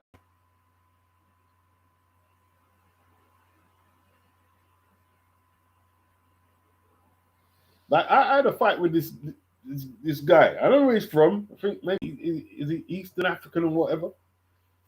And this man done weight. He does weights, big dude. Thought I was saying something to him. I'm on my phone, like the canopy of the shop, off license. And this man's come to confront me, and I'm on the phone to my miss. I said, so I have to put the phone down. And this, I could see, he wanted to fight. So I put the phone down. Bang! Lick him straight in his face. Butt off. But he's a big dude. He didn't go down.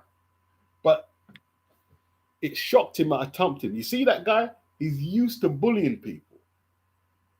And that's what you have to do. You have to lick them straight. And me and him were tussling. I didn't win the fight. He didn't beat me up either. But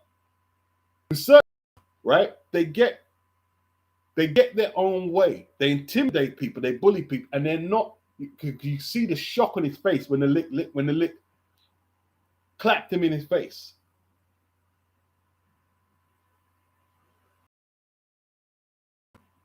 It's the fear. The fear paralyzes people. First 1-2 in a street fight is so important. Once you land with that puts the person in check. Yes.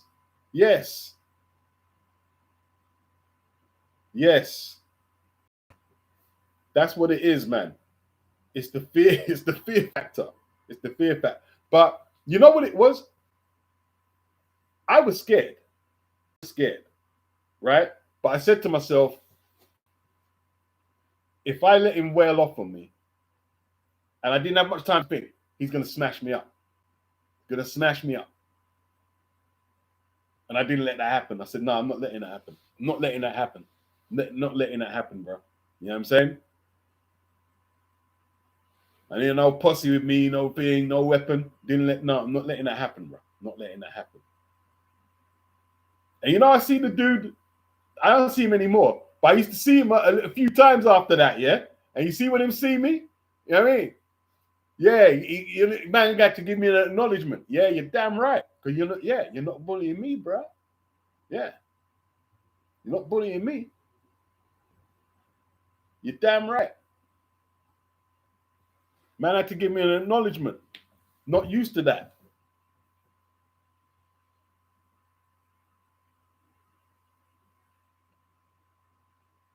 And that's how I don't try and start shit, but that's how I live my life, bro. No, I'm like,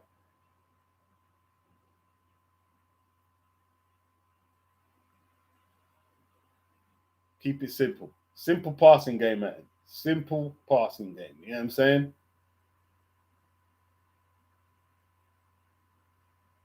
I said, yep, a lot of people think they're made of China. Yeah, they do. A lot of people get in a fight.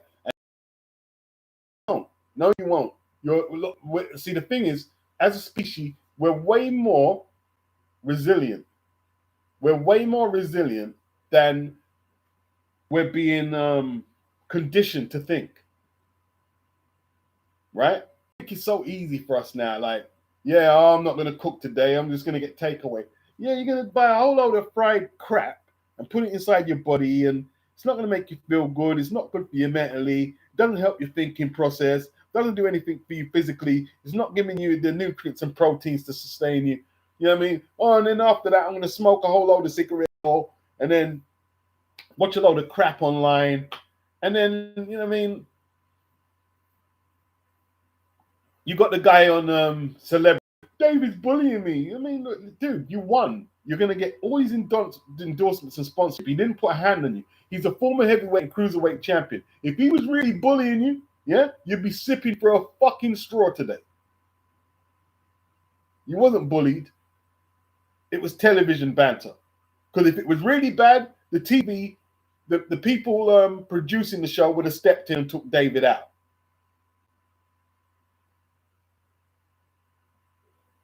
It's not bullying. You need to be on road.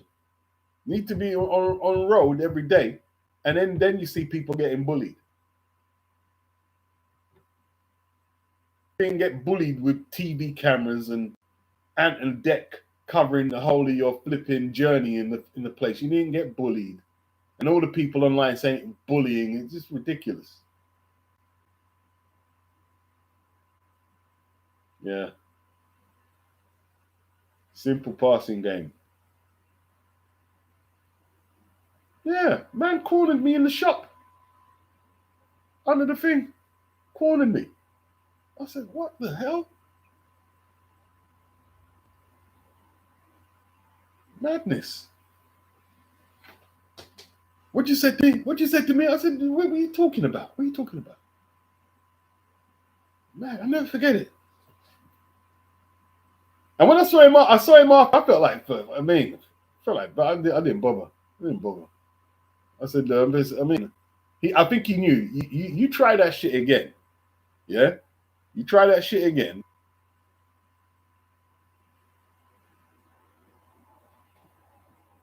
You didn't bother. Very young.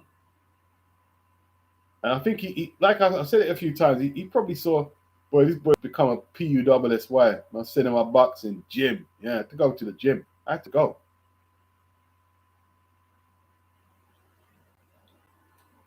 And the school curriculum. Yeah? Character. Some people say when you look at the amount of knife crime, although there's always been knife crime in the street.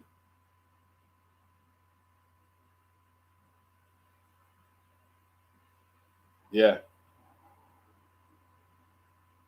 That's why bloody connection. That's why a lot of men is carrying straps on the road, isn't it? And knives and hanging gangs because they're cowards.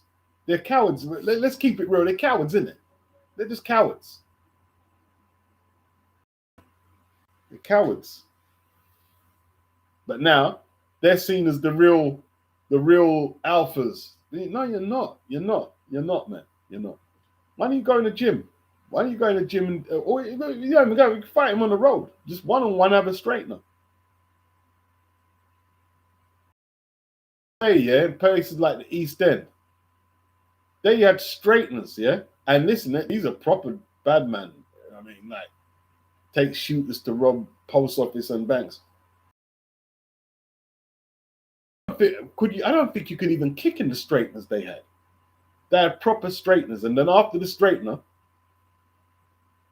you got to move on. You got to shake the guy's hand and move on.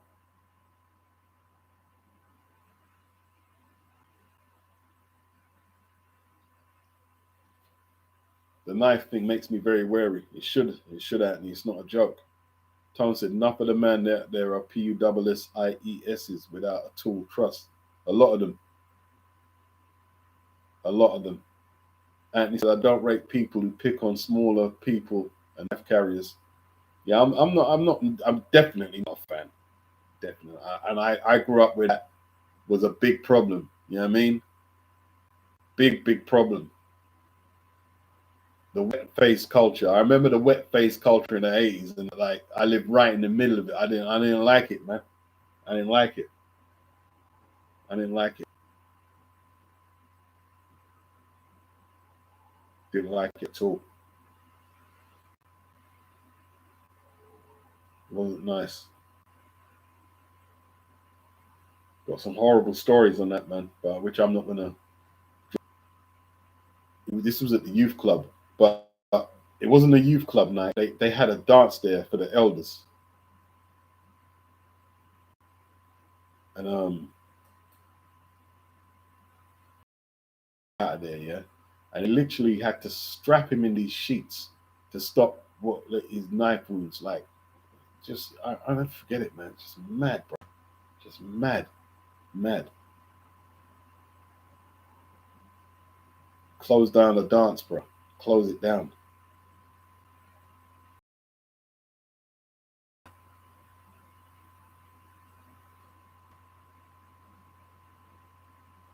I'm a non-drinker currently. I don't drink.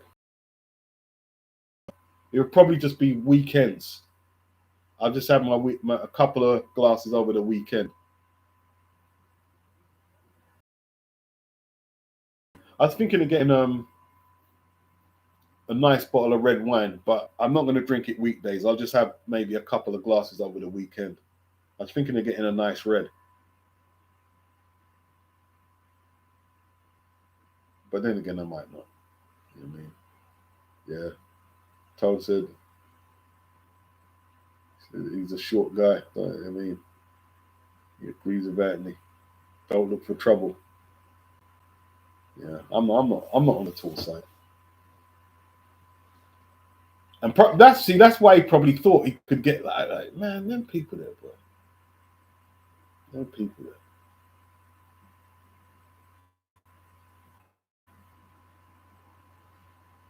See me, bro. I mean, like, I don't know why people do that, man. I don't know why people do that. I remember, listen, there was this short guy in the hood. Yeah, he was older than me, right? And he had a bald head, right? And he was built. He had, but you can see he was taut. You know what I mean? He was shredded, and no one troubled this guy, bro. No one ever troubled this guy. Always just because he used to be on a solo mission, always on a solo mission. Bald head. And I remember one time I was on the. I see him getting a scrap, right? It was a headbutt and knocked him spark out and just walked off like nothing. Headbutt, you know.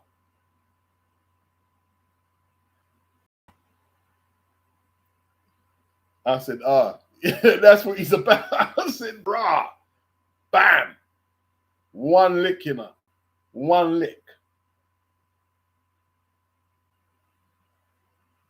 And see,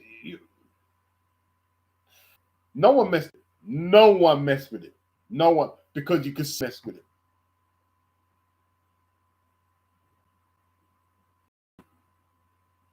He's about 5'6", probably about 5'6", shorter than me. But he didn't play games, bro. He didn't play games. He didn't play games. He's a football supporter. I don't think. I don't know what team. You mean he used to go football. He used to go. I can't remember what team, but I think he was on the. He was on the terraces. He was on the terraces. What team was he? He wasn't Tottenham. He weren't Tottenham. But I heard he was on the terraces. My brethren knew him a little. Man, that's like. See, that's the thing, man. Man might go and approach man like that because he's small. You got to be careful. Got to be careful. Got to be careful.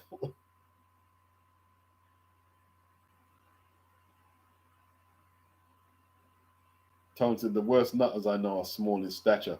Yeah, some of them. Yeah, yeah. That is actually the case. That is actually the case.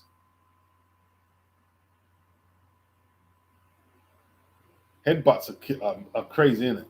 Headbutts are crazy, boy. I remember when I used to go out with this Jamaican woman, right? It was a summer evening. So I'm outside, and it's just I see this car pull up, and he jumps out the car. And the next thing there's I think she was Greek. She was European, short woman. So she must have moved their new man inside the house. And I remember the guy who pulled up in the car, I knew him because he used to live there. He used to live with her. And the guy come out, who the girl moved in or whatever, to confront him. And the guy in the car gave him one clean headbutt and then started working him over and beat the crap out of him. I'm just watching. Like, and then after he looked at me and said, "You all right, mate?" And I'm like, "Yeah, I'm all right." He thumped the crap out of him. English guy. The English guy just beat. I didn't even know it was tough. Like, he beat the crap out of this guy. The girl woman was screaming.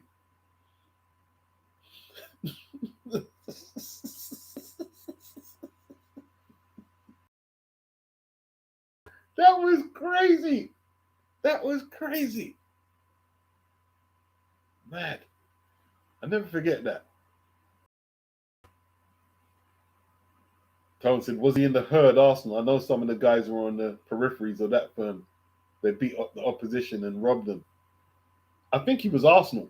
Now you say it. I think he was Arsenal. I think he was Arsenal. Arsenal had some mad black. Let me tell you this, right?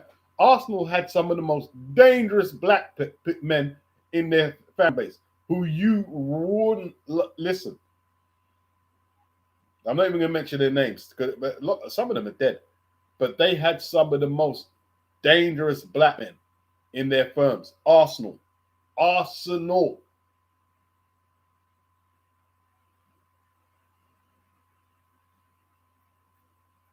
Not a joke, bro. That West Ham guy, remember the West Ham, I can't remember his name, the black West, Arsenal fans telling me, like, what's his name? Frank Bruno knows him, the West Ham guy. Man, no, he said, listen, there was badder black man in the Arsenal firms than him. Badder black man than that. Yeah, Cass, that's the one. Cass. Yes, Cass. Yeah. Although Cass weren't nothing to joke about though. You know what I mean?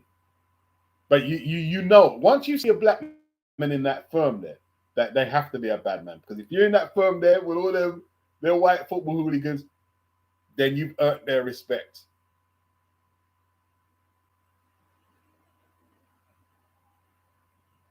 Anthony said it was boxing that made me realize that height is overrated because all of my opponents were mostly 5'11 plus. I grew up with women.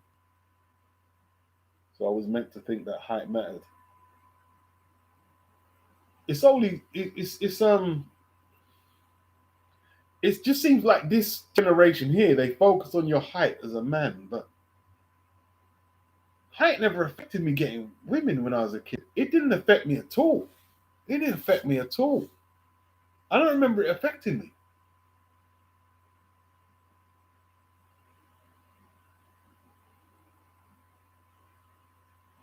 So I don't know where that came from.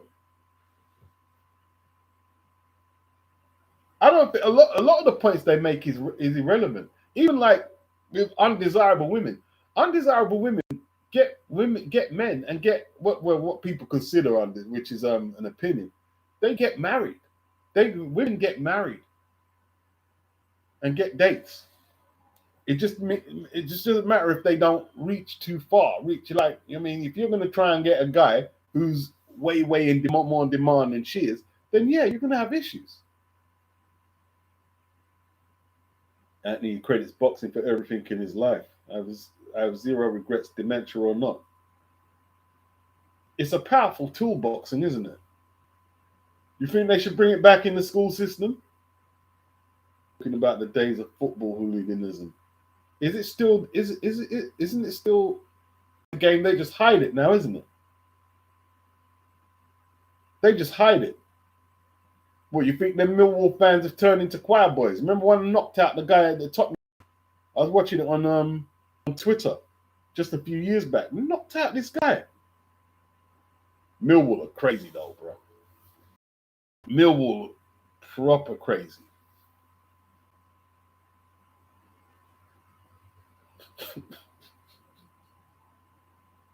I don't know. I wouldn't dream. I wouldn't dream.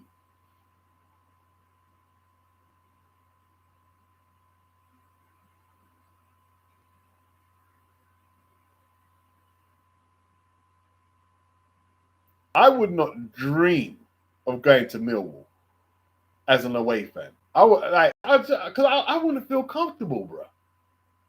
And he said, "Nah, leave boxing to the gyms. Let it remain grassroots." Okay. Tone. Even Chelsea held black hooligans going way back in the early 70s and the 80s, and they had this massive mixed race guy who only had one arm. He was an absolute nut job. Bloody hell. One arm. Bloody hell.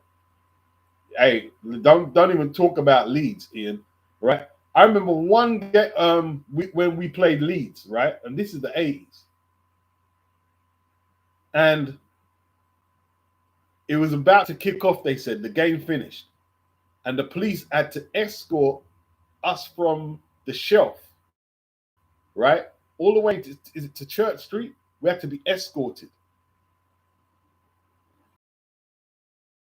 I mean, because like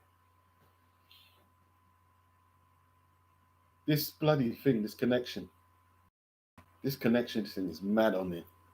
And then when we got to Church Street, some of my brethren said, "Forget that, I'm going back." He said, "You're going back for what?" "I'm going back for..." Listen, bro.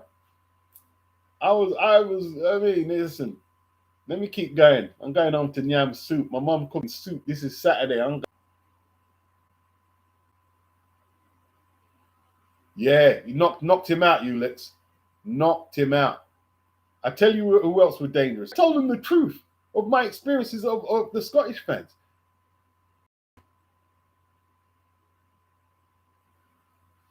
This bloody connection. They were trying to say I was being biased or whatever, or maybe racist. Listen, bro. Listen.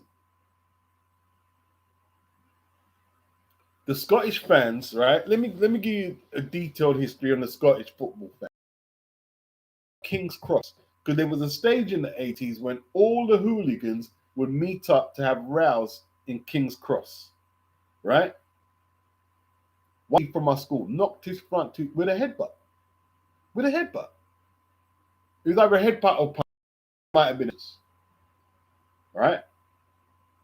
And you saw it was always in the flipping newsreels, the Scottish fans, right? And one day I had a driving lesson, yeah? I had a driving lesson. And it was early in the morning.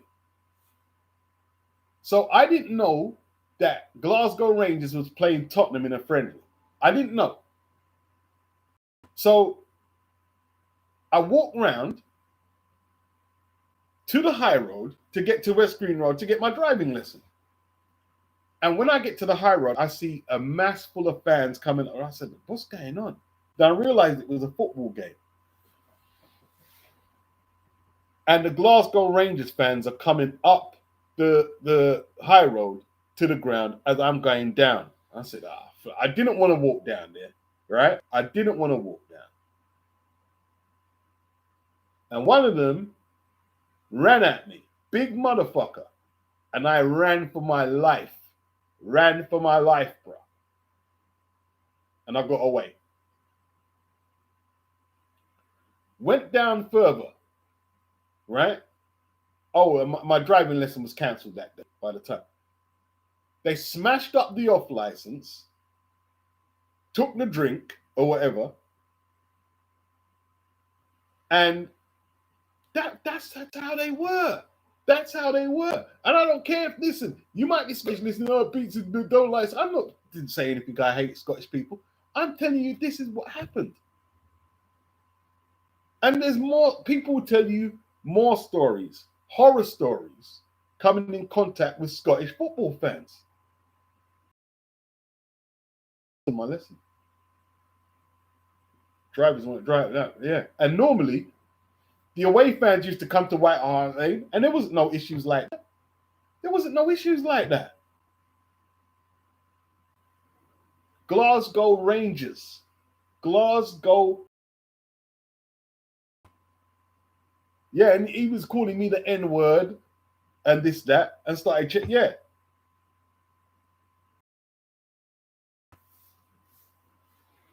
Fuck that, bro. Don't get me, there was racist people in the Tottenham thing as well. The firm in the early 80s, I knew one. He worked for the London Fire Service and was quite well spoken. You would have never thought. That's the thing, Tone, right? A lot of the football hooligans, some of them had bank jobs and really good jobs.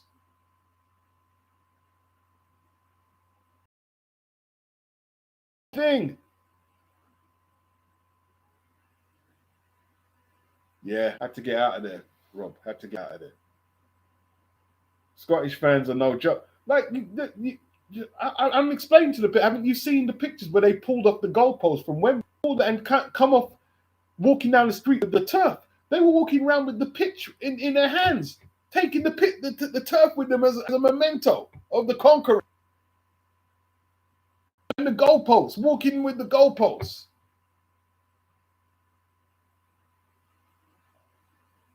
I wouldn't mess with the Scottish clubs. I wouldn't go entertain going to a game there. Everton.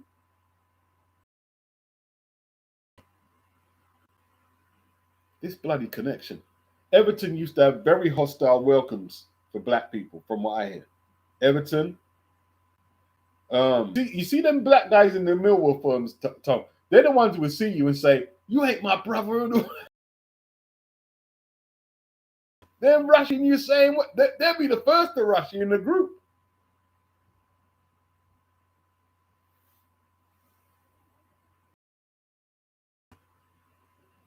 Tom said, "Beats, when you finish this, live reset your router. That might fix the issue."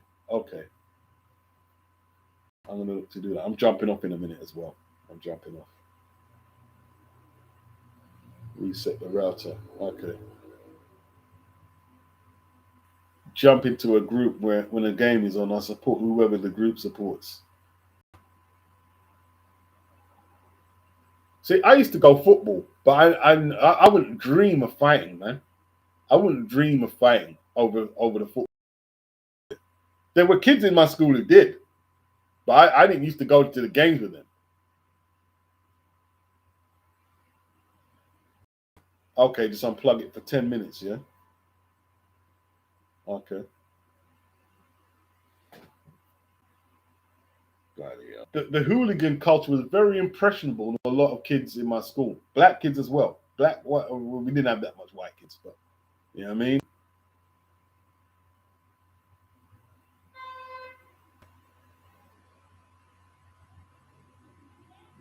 So man was even dressing like what was the dress code at the time? It was the Pringle jumpers, and what was the was it Lyle and Scott? Pringle, Lyle and Scott, Farrah slacks. Levi or Lois jeans they used to wear. And I mean that was the dress code, you know what I mean? Expensive trainers, you know, Fila and Takini. Yeah, see, Tone still rocks the Pringles. You know what I mean? They were smart. It was smart flipping wear though. Because it was both wear. You know what I mean? It was very smart.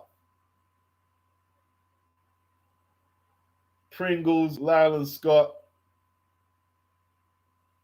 So you must have rocked the Lyle and Scott back then, Tone.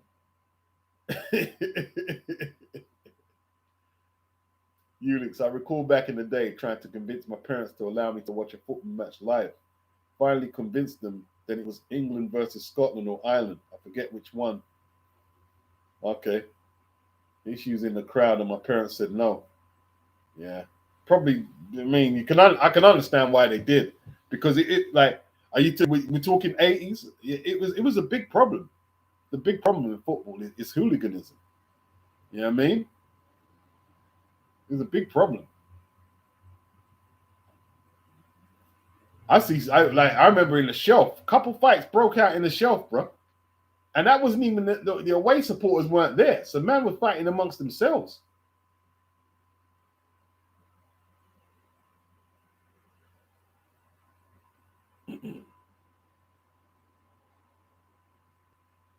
Yeah, 80s weren't no joke, man. Kid, you better than to ask my parents. Patrick Wincheater was the best. What happened to that sportswear? Oh, the game was abandoned. What happened to Patrick? That was a big, well, really, kind of big name back then.